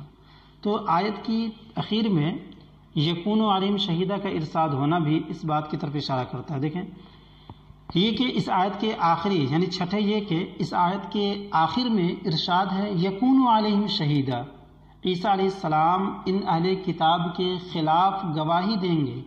یہ جملہ اس تفسیر کے بالکل خلاف ہے، یہ جملہ اس تفسیر کے بالکل خلاف ہے اور بے تعلق ہو جائے گا۔ بہرحال دوسری تفسیر ہی قوی ہے کہ عیسیٰ علیہ السلام کی وفات سے پہلے تمام اہل کتاب آپ پر ایمان لے آئیں گے۔ یہ واقعہ قریب قیامت ہوگا۔ وَيَوْمَ الْقِيَامَةِ يَكُونُ عَلَيْهِمْ شَهِيدًا، اس عبارت میں جناب مسیح کے دوسرے کمال کا ذکر فرمایا گیا۔ ایک کمال تو یہ فرمایا گیا کہ اللہ تبارک و تعالیٰ آپ کو پھر سے زندگی عطا فرمائے گا، دنیا میں تشریف لائیں گے اور تبلیغ دین کریں گے، ساتھ سے تقریباً 40 سال تک زندہ رہیں گے۔ دوسرے کمال کا ذکر فرما رہا ہے کیا؟ یکونوں کا اسم حضرت عیسیٰ علیہ السلام کی ضمیر ہے، علیہم میں ہم کی ضمیر یا تو سارے اہل کتاب کی طرف لوٹتی ہے، یا عیسائی ہوں یا یہودی، یا ان یہودیوں کی طرف ہے جنہوں نے آپ پر ظلم و ستم کیے، آپ کو قتل کرنے کی کوشش کی، اور ان عیسائیوں کی طرف جنہوں نے ہر وقت آپ سے بے وفائی کی۔ دوسرے کمال کے ذکر سے مراد کیا ہوا؟ وَيَوْمَ الْقِيَامَةِ يَكُونُ عَلَيْهِمْ شَهِيدًا، یعنی حضرت عیسیٰ علیہ السلام قیامت کے دن ان کے خلاف گواہی دیں گے، ہے نا۔ دیکھیں یکونوں کا اسم یعنی کانا کا جو اسم ہے یکونو، تو اس کا اسم کون ہے؟ حضرت عیسیٰ علیہ السلام۔ یکونو میں جو ضمیر ہے ہوا، اس سے مراد حضرت عیسیٰ علیہ السلام ہے۔ یکونو کا اسم حضرت عیسیٰ علیہ السلام کی ضمیر ہے، علیہم میں ہم کی ضمیر، یکونو علیہم میں جو ہم ضمیر ہے، تو اس ہم ضمیر سے مراد ہم ضمیر یا تو سارے اہل کتاب کی طرف لوٹتی ہے، اب جو بھی اہل کتاب ہو، اب اہل کتاب اس سے پہلے بتا دیا گیا تھا کہ اہل کتاب سے مراد توریت کے ماننے والے، زبور کے ماننے والے اور انجیل کے ماننے والے، تو یا تو تمام کے تمام اہل کتاب مراد ہیں، یا یہ کہ صرف اور صرف عیسائی ہوں، یا یہ بھی ہو سکتا ہے کہ یا تو صرف یہودی ہوں، یا ان یہودیوں کی طرف اشارہ کیا جا رہا ہو جو حضرت عیسیٰ علیہ السلام پر ظلم و زیادتی کی اور آپ کو قتل کرنے کی کوشش کی، اور ان عیسائیوں کی طرف بھی ہو سکتی ہے جنہوں نے ہر وقت آپ سے بے وفائی کی، تو ان تمام کی طرف ہم ضمیر کا مرجع لوٹ سکتی ہے کہ ان سبوں کے خلاف آپ قیامت کے دن گواہ ہوں گے۔ شہید سے مراد خلاف گواہی دینے والا، شہید سے مراد کیا ہے؟ خلاف گواہی دینے والا، خلاف گواہی دینے والا گواہ، یعنی حضرت عیسیٰ علیہ السلام قیامت میں رب تعالیٰ کے سامنے تمام یہودیوں یا عیسائیوں یا ان ظالموں بے وفا یہودیوں اور عیسائیوں کے خلاف گواہی دیں گے۔ مقصد یہ ہے کہ ان ظالموں بے وفاؤں نے یہ حرکتیں کر کے جناب عیسیٰ علیہ السلام کا کچھ تو نہ بگاڑا، وہ تو اللہ کی حفاظت میں زندہ رہیں، پھر زمین پر آئیں گے، خود اپنا ہی بگاڑ لیا کہ اپنے خلاف ایک نبی کی گواہی بنا لی۔ پہلی تفسیر بہت ہی قوی ہے، مگر پہلی تفسیر بہت ہی قوی ہے کہ آپ سارے اہل کتاب بنی اسرائیل کے خلاف گواہی دیں گے۔ اوپر میں آیا نا کہ ہم ضمیر سے اشارہ کن اشخاص کی طرف ہے، تو کہا گیا سارے اہل کتاب کی طرف ہے، یا عیسائی کی طرف ہے، یا یہودی کی طرف ہے، یا ان یہودیوں کی طرف ہے جنہوں نے آپ پر ظلم و زیادتی کی اور قتل کرنے کی کوشش کی، یا ان عیسائیوں کی طرف ہے جو آپ سے بے وفائی کی۔ تو ان تمام تفاسیر میں سب سے بہتر اور قوی کون سا؟ تو کہا گیا اہل کتاب، یہ سارے اہل کتاب جن کی طرف ہم ضمیر کا مرجع لوٹتی ہے اسی طرف۔ مگر پہلی تفسیر بہت ہی قوی ہے یعنی مضبوط ہے کہ آپ سارے اہل کتاب بنی اسرائیل کے خلاف گواہی دیں گے، کیونکہ یہاں آیت کریمہ میں کسی جماعت کسی واقعے کی قید نہیں، علیہم مطلق ارشاد ہوا ہے، وَيَوْمَ الْقِيَامَةِ يَكُونُ عَلَيْهِمْ، تو یہاں پر علیہم مطلق ارشاد ہوا، کسی طرح کا کوئی قید نہیں ہے. تو آپ ہر اسرائیلی کی ہر حال کی گواہی دیں گے. خیال رہے کہ قیامت میں ہر نبی اپنی امت کے موافق یا مخالف گواہی دیں گے. قیامت میں ہر نبی اپنی امت کے موافق یا مخالف گواہی دیں گے، یعنی ہر نبی گواہی دیں گے، خواہ وہ موافق ہو یا مخالف. مگر ہمارے نبی حضور سارے نبیوں کے حق میں بھی گواہی دیں گے اور اپنی امت کے حق میں بھی، اور امت کی گواہی پر بھی گواہی دیں گے. یعنی سب سے پہلی بات یہ کہ تمام انبیاء کرام ہر ایک کے متعلق اپنے اپنے امت کے موافق یا مخالف گواہی دیں گے. پھر دوسری بات یہ بتائی گئی کہ ہمارے نبی بھی سارے نبیوں کے حق میں بھی گواہی دیں گے، اور پھر یہ بھی کہ اپنی امت کے حق میں بھی گواہی دیں گے. لیکن یاد رہے کہ آپ صلی اللہ علیہ وسلم امت کی گواہی پر بھی گواہی دیں گے. ساتھ ساتھ یہ بھی کہ دیگر انبیاء کرام کی گواہیوں اور آپ کی گواہی میں اتنے فرق ہوں گے. رب فرماتا ہے من کل امت بشہید وجئنا بک علی ہؤلاء شہیدا. یہاں جناب مسیح کی گواہی کا ذکر ہے، یعنی یہاں جناب مسیح کی گواہی کا ذکر ہے. قیامت کا دن حضرات انبیاء خصوصاً عیسیٰ علیہ السلام اور حضور صلی اللہ علیہ وسلم کے ادائے گواہی کا دن ہوگا. یعنی حضور صلی اللہ علیہ وسلم اور عیسیٰ علیہ السلام قیامت دن خصوصی طور پر گواہی دیں گے، اور دنیا کا زمانہ ان کے گواہ بننے کا زمانہ ہے. وہ خاص بات کی طرف صاحب مفسر اشارہ کر رہے ہیں. دیکھیں، گواہ کے لیے ضروری ہے کہ وہ گواہ بنتے وقت واردات پر موجود ہو، واردات جو معاملات ہوتے ہیں، اور گواہی دیتے وقت حاکم کی کچہری میں موجود ہو. معلوم ہوا کہ آپ تعرض قیامت یعنی قیامت کے دن تک تمام اسرائیلیوں کے ہر حال کا مشاہدہ فرما رہے ہیں، ورنہ گواہی کیسی؟ شاہد عام ہے، شہید خاص. شاہد کے معنی بھی گواہ، شہید کے معنی بھی گواہ. شاہد عام ہے اور شہید خاص ہے. عموماً شاہد اسے کہا جاتا ہے جو صرف واردات کی گواہی دے، اور شہید وہ ہوتا ہے جو واردات، مدعی کے حالات، اس کی ہر بات کی گواہی دے. یعنی جو واردات ہوئے، پھر وہ جس طریقے سے جو اس واقعات کے ہوتے وقت جو لوگ شریک ہوئے تو وہ لوگوں کے حالات کس طریقے تھے، اس وقت کیا ماحول تھا، ان تمام باتوں کی گواہی دے. شاہد سے شہید بہت خاص ہے. جناب مسیح تمام یہود و نصارہ کے ہر حال کے گواہ ہوں گے، ان کے خلاف ہر طرح کی گواہی دیں گے.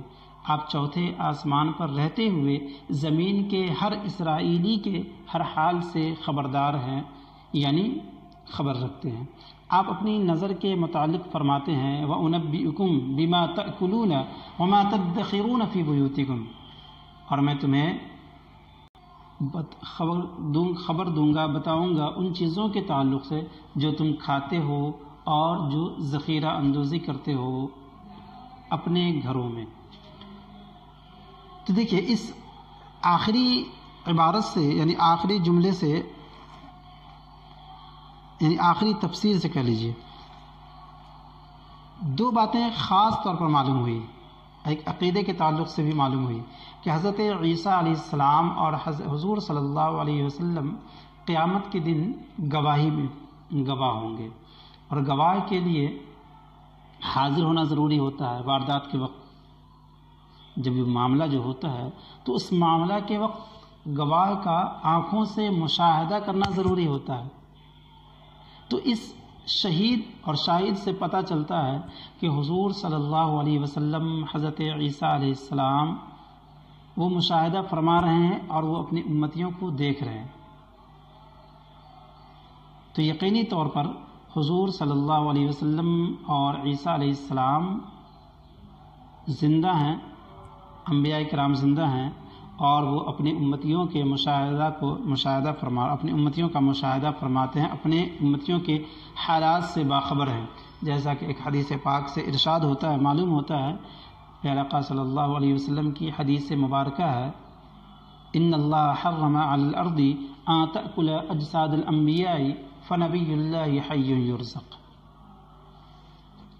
خلاصہ تفسیر، ہماری تفسیر سے معلوم ہو چکا کہ اس آیت کی بہت تفسیریں ہیں۔ ہماری تفسیر سے معلوم ہو چکا کہ اس آیت کی بہت تفسیریں ہیں، جن میں سے ایک تفسیر قوی ہے، باقی ضعیف۔ ہم خلاصے میں وہی ایک تفسیر عرض کرتے ہیں جو نہایت قوی ہے۔ اے محبوب صلی اللہ علیہ وسلم، ہم نے حضرت عیسیٰ علیہ السلام کے متعلق جو کچھ بیان کیا وہ حق ہے کہ انہیں قتل یا سولی نہ کیا جا سکا، وہ بغیر موت آئے، اسی طرح صحیح و سالم آسمان پر اٹھا لیے گئے۔ اگرچہ ابھی اہل کتاب یہ بات نہ مانے، مگر عنقریب وہ وقت آ رہا ہے کہ جناب عیسیٰ علیہ السلام دنیا میں صحیح سالم تشریف لائیں گے۔ یعنی غور کریں کہ مگر عنقریب وہ وقت آ رہا ہے کہ جناب عیسیٰ علیہ السلام دنیا میں صحیح سالم تشریف لائیں گے۔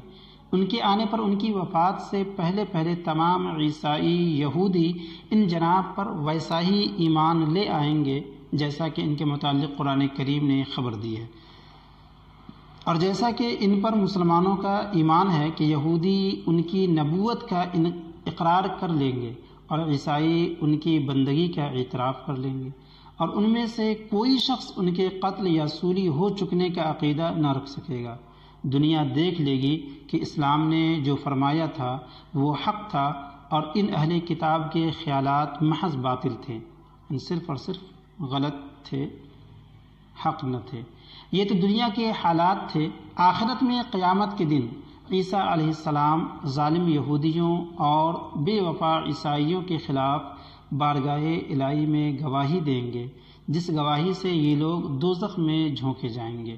غرض کہ عیسیٰ علیہ السلام کے خلاف کارروائیاں کرنے والوں نے جناب عیسیٰ علیہ السلام کا تو کچھ نہ بگاڑا، اپنا ہی نقصان کر لیا کہ اپنے خلاف اتنے بڑے پیغمبر کو گواہ بنا لیا۔ تو یہ خلاصہ تفسیر تھی۔ دو جملے میں یوں سمجھ لے کہ حضرت عیسیٰ علیہ السلام کو نہ قتل کیا گیا، نہ آپ کو سولی دی گئی، اللہ تبارک و تعالیٰ نے آپ کو اٹھا لیا، اور قرب قیامت میں آپ کو زندہ کیا جائے گا، قرب قیامت آپ کو زمین پر بھیجا جائے گا، اور آپ تبلیغ دین کریں گے، شادی کریں گے، نکاح فرمائیں گے، اولادیں ہوں گی، اور پھر اس وقت جتنے بھی اہل کتاب ہوں گے وہ سب کے سب آپ کی حقانیت کو تسلیم کریں گے، آپ پر بیعت ہوں گے، اور پھر کل حشر کے میدان میں بھی آپ ان تمام یہودیوں عیسائیوں کے خلاف گواہی دیں گے جو آپ کے خلاف غلط عقیدے رکھتے تھے۔ نزول مسیح کی اہم حدیث، یعنی حضرت عیسیٰ علیہ السلام جو نازل ہوں گے، اس حوالے سے ایک اہم حدیث صاحب مفسر علیہ الرحمہ لکھ رہے ہیں۔ دیکھیں، نزول مسیح کی اہم حدیث، حضرت عیسیٰ علیہ السلام کے دوبارہ دنیا میں تشریف لانے کے متعلق آیات قرآنیہ بھی ہیں اور احادیث تو بے شمار ہیں۔ ہم یہاں صرف ایک حدیث بیان کرتے ہیں جو ابن کثیر نے مسند امام احمد سے باسناد صحیح بروایت ابو ہریرہ نقل فرمایا نبی صلی اللہ علیہ وآلہ وسلم نے فرمایا کہ سارے اللاتی بھائی، یعنی ماں کی طرف سے سوتیلا بھائی، تو یہاں پہ حضور صلی اللہ علیہ وسلم نے فرمایا کہ سارے اللاتی بھائی ہیں، کہ دین تمام کا ایک ہے۔ سارے اللاتی بھائی کس طرح کہ دین تمام کا ایک ہے، اور وہ کیا ہے؟ اللہ کو ایک ماننا، وحدہ لا الہ الا اللہ۔ فروعات یعنی امہات، فروعات الگ الگ ہیں۔ ہم عیسیٰ ابن مریم سے بہت ہی قریب ہیں کہ ہمارے ان کے درمیان کوئی نبی نہیں۔ وہ قریب قیامت آسمان سے اتریں گے، جب تم انہیں دیکھو تو اسے حلیے سے پہچاننا کہ وہ درمیانہ قد، تو اس حلیے سے پہچاننا کہ وہ درمیانہ قد ہیں، سرخ و سفید رنگ ہے، وہ 2 کپڑے قطری پہنے ہوئے ہوں گے، بغیر پانی استعمال کیے ان کے سر شریف سے قطرے ٹپکا کریں گے، ان کے سر شریف سے یعنی سر مبارک سے قطرے ٹپکا کریں گے۔ وہ تشریف لا کر صلیب کو توڑیں گے، سوروں کو ختم فرما دیں گے، جزیہ کا حکم ختم فرما دیں گے، لوگوں کو اسلام کی دعوت دیں گے، ان کے زمانے میں اسلام کے سوا تمام دین ختم ہو جائیں گے۔ دجال کو آپ ہلاک کریں گے، دنیا میں امن و امان کا دورہ ہوگا، حتیٰ کہ شیر و اونٹ، چیتا اور گائے، بکری اور بھیڑیا ایک ساتھ چڑھیں گے۔ اللہ اکبر۔ بچے سانپوں سے کھیلیں گے، 40 سال زمین میں رہیں گے، پھر وفات پا جائیں گے۔ مسلمان ان پر نماز پڑھیں گے۔ بعض روایات میں ہے کہ حضور صلی اللہ علیہ وآلہ وسلم کے ساتھ روضہ انور میں دفن ہوں گے۔ اس حدیث کو ابو داؤد، بخاری شریف، مسلم شریف وغیرہ کتب حدیث میں مختلف راویوں اور مختلف الفاظ سے نقل فرمایا۔ یہ حدیث معنن متواتر ہے۔ تو اس حدیث سے جہاں یہ بات پائے ثبوت تک پہنچتی ہے کہ حضرت عیسیٰ علیہ السلام یقینی طور پر دنیا میں تشریف لائیں گے قرب قیامت، وہیں یہ بات بھی سمجھ میں آتی ہے کہ اسلام کا پھر سے جو ہے سو غلبہ ہوگا، ہر طرف اسلام پھیلے گا، اور پھر آپ اسلام کے اشاعت و تبلیغ کے بعد تقریباً 40 سال کے بعد دنیا سے وفات پائیں گے۔ لطیفہ: مرزا غلام احمد قادیانی نے ان تمام حدیثوں کے متعلق کہا کہ ان میں میری آمد کی خبر دی گئی ہے کیونکہ جناب عیسیٰ علیہ السلام تو وفات پا چکے، جس مسیح کی پیش گوئی کی گئی ہے وہ میں ہوں۔ مسلمان غور کر لیں کہ حضور صلی اللہ علیہ وسلم نے جناب مسیح کی جو صفات بیان فرمائی، ان میں سے ایک صفت بھی قادیانی صاحب میں نہیں ہے۔ ان کا نام عیسیٰ ابن مریم، مرزا کا نام غلام احمد ابن چراغ بی بی۔ ان کے زمانے میں اسلام کے سوا تمام دین ختم ہو جائیں گے۔ مرزا کے زمانے میں تمام کفریات موجود اور عیسائیت کو بہت فروغ،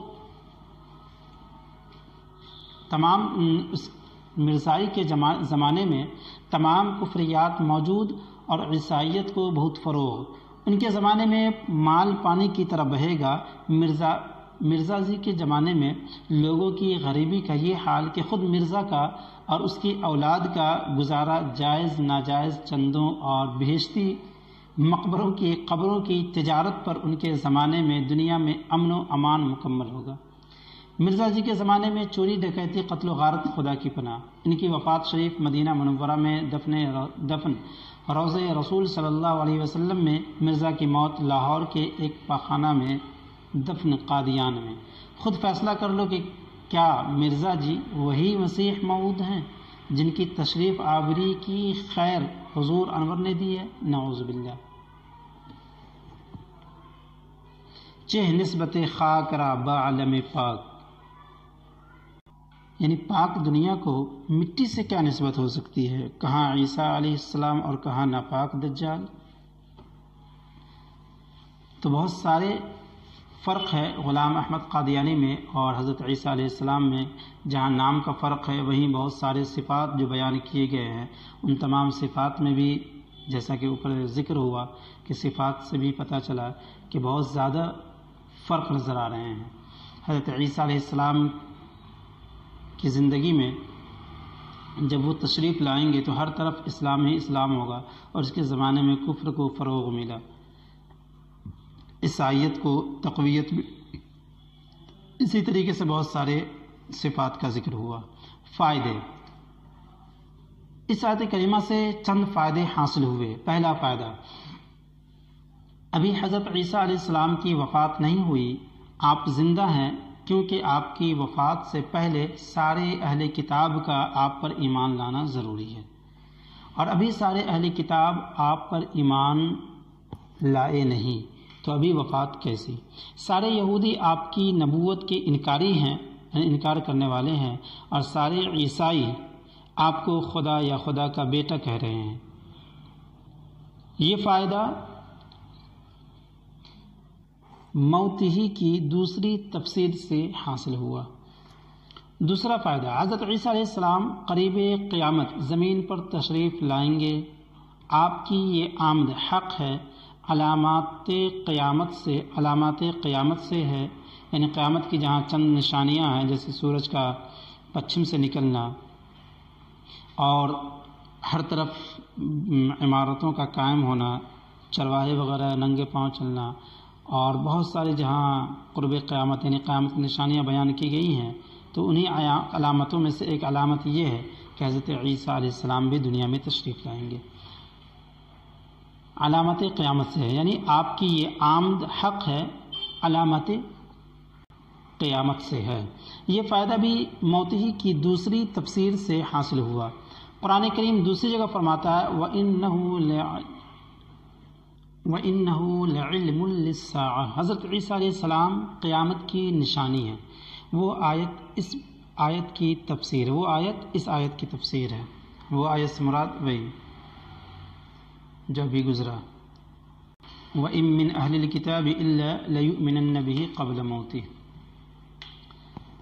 تیسرا فائدہ، حضرت عیسیٰ علیہ السلام کی آمد پر یعنی آنے پر تمام کفار مسلمان ہو جائیں گے، دنیا میں اسلام کے سوا کوئی دین نہ رہے گا۔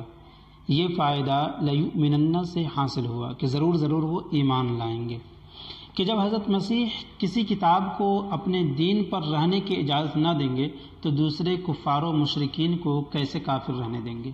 اس کے متعلق ہم احادیث پیش کر چکے ہیں، جیسا کہ بتایا گیا کہ تمام کے تمام لوگ حضرت عیسیٰ علیہ السلام کے ہاتھ پر بیعت کریں گے، اور یہ گزر چکا ہے احادیث وغیرہ میں۔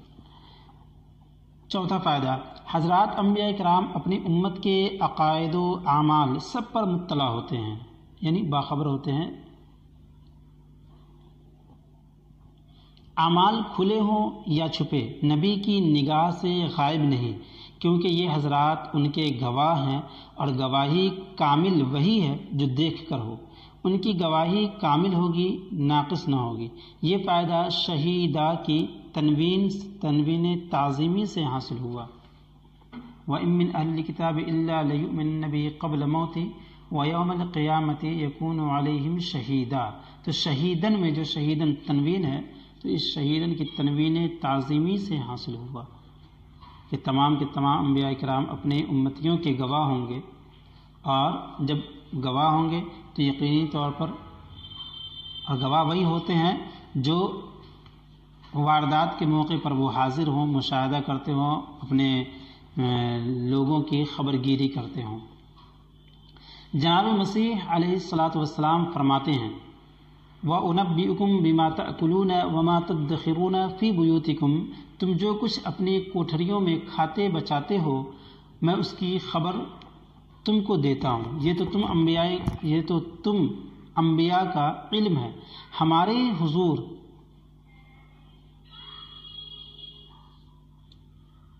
یہ تو تمام انبیاء کا علم ہے۔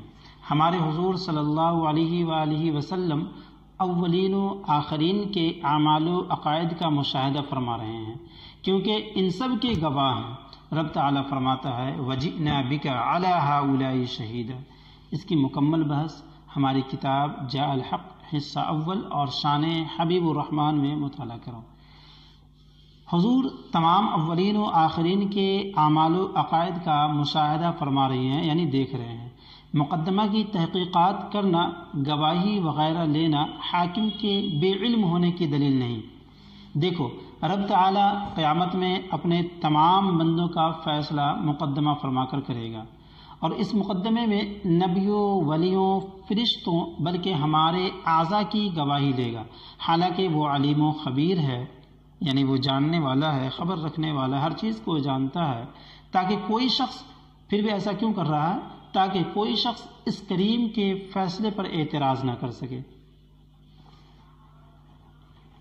لہذا حضور صلی اللہ علیہ وسلم کا حضرت عائشہ صدیقہ رضی اللہ عنہ کی تہمت کی تحقیقات کرانا یا دیگر مقدمات میں گواہی وغیرہ لینا آپ کی بے علمی کی دلیل نہیں۔ جیسا کہ منافق لوگ کہا کرتے تھے حضرت عائشہ صدیقہ رضی اللہ تعالیٰ عنہ کے حوالے سے حضور صلی اللہ علیہ وسلم کو، کہ اگر واقعتاً یہ نبی ہوتے تو حضرت عائشہ کے تعلق سے جو بہتان لگایا گیا، یہ جو باتیں، جو افواہیں اڑائی گئیں، تو حضور خود کہہ دیتے یا مان لیتے کہ ہاں یہ غلط ہے، لیکن آپ پھر بھی خاموش رہے، مقدمہ چلائے، تحقیقات کی۔ آخر ایسا کیوں؟ تو اس کا جواب یہاں دیا گیا. صاحب مفسر فرماتے ہیں کہ مقدمے کا انتظام کرنا، مقدمے کو قائم کرنا یہ حقیقت سے ناآشنائی کی دلیل نہیں ہے، یعنی بے علمی، حقیقت سے بے علمی کی دلیل نہیں ہے، بلکہ اللہ تبارک و تعالیٰ بھی کل قیامت کے دن مقدمہ قائم کرے گا اور اپنے بندوں کی حقیقت کو جاننے کے لیے اپنے انبیاء کرام کو گواہی میں پیش کرے گا اور پوچھا جائے گا کہ بتاؤ تم لوگوں نے کس کس طریقے سے کیا کیا معاملہ انجام دیا. تو اللہ تبارک و تعالیٰ تو علیم و خبیر ہے، وہ ہر چیز جانتا ہے، پھر بھی وہاں پر مقدمہ چلائے گا اور انبیاء کرام وغیرہ سے سنے گا. تو اس سے پتہ چلتا ہے کہ مقدمات کا قائم کرنا یہ حقیقت سے ناآشنائی کی یا حقیقت علم سے یعنی بے علمی کی دلیل نہیں ہے. چھٹا فائدہ، حضرت عیسیٰ علیہ السلام قیامت میں صرف عیسائیوں کے ہی گواہ نہ ہوں گے بلکہ یہود کے خلاف گواہی دیں گے. حضرت عیسیٰ علیہ السلام قیامت میں صرف عیسائیوں کے ہی گواہ نہ ہوں گے بلکہ یہود کے خلاف گواہی دیں گے، جیسا کہ اہل کتاب کے عموم سے معلوم ہوا. قرآن پاک میں ابھی اس سے پہلے جو آیت گزری، وَإِن مِّنْ أَهْلِ الْكِتَابِ إِلَّا لَيُؤْمِنَنَّ بِهِ قَبْلَ مَوْتِهِ وَيَوْمَ الْقِيَامَةِ يَكُونُ عَلَيْهِمْ شَهِيدًا. تو یہاں پر جو ہم ضمیر گزرا، وَيَوْمَ الْقِيَامَةِ يَكُونُ عَلَيْهِمْ، یہ ہم ضمیر جو ہے، اس ہم ضمیر سے تمام اہل کتاب مراد لیے گئے ہیں. اسی طرف اشارہ کرتے ہوئے بتایا گیا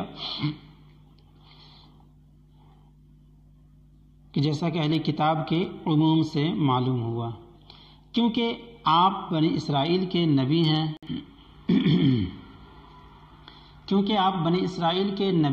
اور بنی اسرائیل میں یہودی ہیں اور عیسائی بھی، اور بنی اسرائیل میں یہودی ہیں اور عیسائی بھی. خود فرماتے ہیں وَرَسُولًا إِلَى بَنِي إِسْرَائِيل، یعنی آپ بنی اسرائیل کے رسول ہیں. تو سارے بنی اسرائیل آپ کی امت دعوت ہیں اور ہر نبی اپنی امت دعوت پر گواہ ہے. مرزائی اس کے منکر ہیں، یعنی انکار کرنے والے. وہ کہتے ہیں کہ آپ صرف عیسائیوں کے خلاف گواہ ہیں، مگر ان کا یہ قول اس آیت کریمہ کے خلاف ہے. ساتواں فائدہ، اللہ تعالیٰ نے حضرات انبیاء کرام کو ایسا قوی حافظہ یعنی مضبوط، ایسا قوی حافظہ بخشا ہے کہ ہزار سال گزر جانے بلکہ وفات پا جانے کے باوجود کوئی چیز نہیں بھولتے. اگر یہ حضرات بھول جانے والے ہوتے تو قیامت میں رب تعالیٰ کے سامنے گواہی کیسے دیتے؟ بخلاف ہم لوگوں کے کہ ہم دنیا میں پرانی باتیں بھول جاتے ہیں، آخرت کا پوچھنا کیا؟ جب دنیا میں بھول جاتے ہیں تو آخرت میں بدرجہ اولا بھول سکتے ہیں. اسی لیے ہمارے کاموں کی تحریریں کتابوں کی شکل ہیں، قیامت میں ہم کو دی جائیں گی اور کہا جائے گا اقرؤوا کتابک، اپنا نامہ اعمال پر، اقرأ کتابک، اپنا نامہ اعمال پر. ان حضرات کی گواہیاں کتابیں دیکھ کر نہ ہوں گی، خود ان کی اپنی یاد پر ہوں گی، اور ان کی اپنی یاد ایسی معتبر ہوگی، یعنی معتبر جس پر اعتبار کیا جائے، بھروسہ کیا جائے، ایسی معتبر ہوگی کہ رب تعالیٰ کا فیصلہ ان کی ان گواہیوں پر ہوگا. اندازہ لگا لو کہ ہمارے حضور صلی اللہ علیہ وآلہ وسلم کا اپنا حافظہ کیسا ہے کہ سارے عالم کے ہر کھلے چھپے حال کے گواہ ہیں. وہ بھولنا جانتے ہی نہیں. اگر وہ بھول جائیں تو ہم گنہگاروں کا ٹھکانہ نہ لگے. ہم سب کے بیڑے انہی کی یاد پر پار لگیں گے صلی اللہ علیہ وآلہ وسلم. جس رب نے انہیں اتنا بڑا ذمہ دار گواہ بنایا، انہیں اس کے لائق قوت حافظہ بخشی. آٹھواں فائدہ، یعنی اس فائدے سے، ساتویں فائدے سے یہ باتیں سمجھ میں آئی کہ واقعتاً اللہ تبارک و تعالیٰ نے انبیاء کرام علیہ السلام کو کیا حافظہ عطا فرمایا ہے. اس تفسیر کے پڑھنے کے بعد انبیاء کرام کے تعلق سے عقیدے کی ایک نئی معرفت اور ایک طرح کی ایمان میں پختگی پیدا ہوتی ہے کہ انبیاء کرام علیہ السلام سے کس طرح سے کس طرح سے ان کے تعلق سے کس طرح کا عقیدہ رکھنا چاہیے، اور حضور صلی اللہ تعالیٰ علیہ وسلم بالخصوص اور بالعموم تمام انبیاء کرام کے تعلق کے علم کا ایک اندازہ ہوتا ہے، قوت حافظہ کا اندازہ ہو رہا ہے۔ 8واں فائدہ، حضرات انبیاء کرام قیامت میں ہر شخص کو پہچانیں گے، ہر شخص کی صفات، اس کی ذات، اس کے حالات کو جانتے ہوں گے، کیونکہ اس پہچان کے بغیر گواہی ناممکن ہے۔ اب غور کر لو کہ حضور سید عالم صلی اللہ علیہ وسلم کی پہچان کس شان سے ہوگی۔ حضور تو از آدم تا قیامت ہر انسان کو پہچانتے ہیں، کیونکہ سب کے گواہ ہیں۔ یہ سمجھنا بھی غلط ہے کہ حضور اپنی امت کو صرف آثار وضو سے پہچانیں گے، کیونکہ بہت مسلمان فرضیت نماز سے پہلے فوت ہوئے، جیسے معراج سے پہلے فوت ہو جانے والے صحابہ، اور بہت مسلمان ایمان لاتے ہی مر جاتے ہیں۔ بہت لوگ اپنی شامت نفس سے نماز پڑھتے ہی نہیں۔ اگر حضور کی پہچان صرف وضو سے ہوتی تو ان لوگوں کی شفاعت کی کیا صورت ہوتی؟ لہذا حدیث پاک میں عام پہچان کا ذکر ہے، حضور کو خصوصی پہچان بھی عطا ہوئی۔ وہ لیں گے چھانٹ اپنے نام لیواؤں کو محشر میں، غضب کی بھیڑ میں ان کی میں اس پہچان کے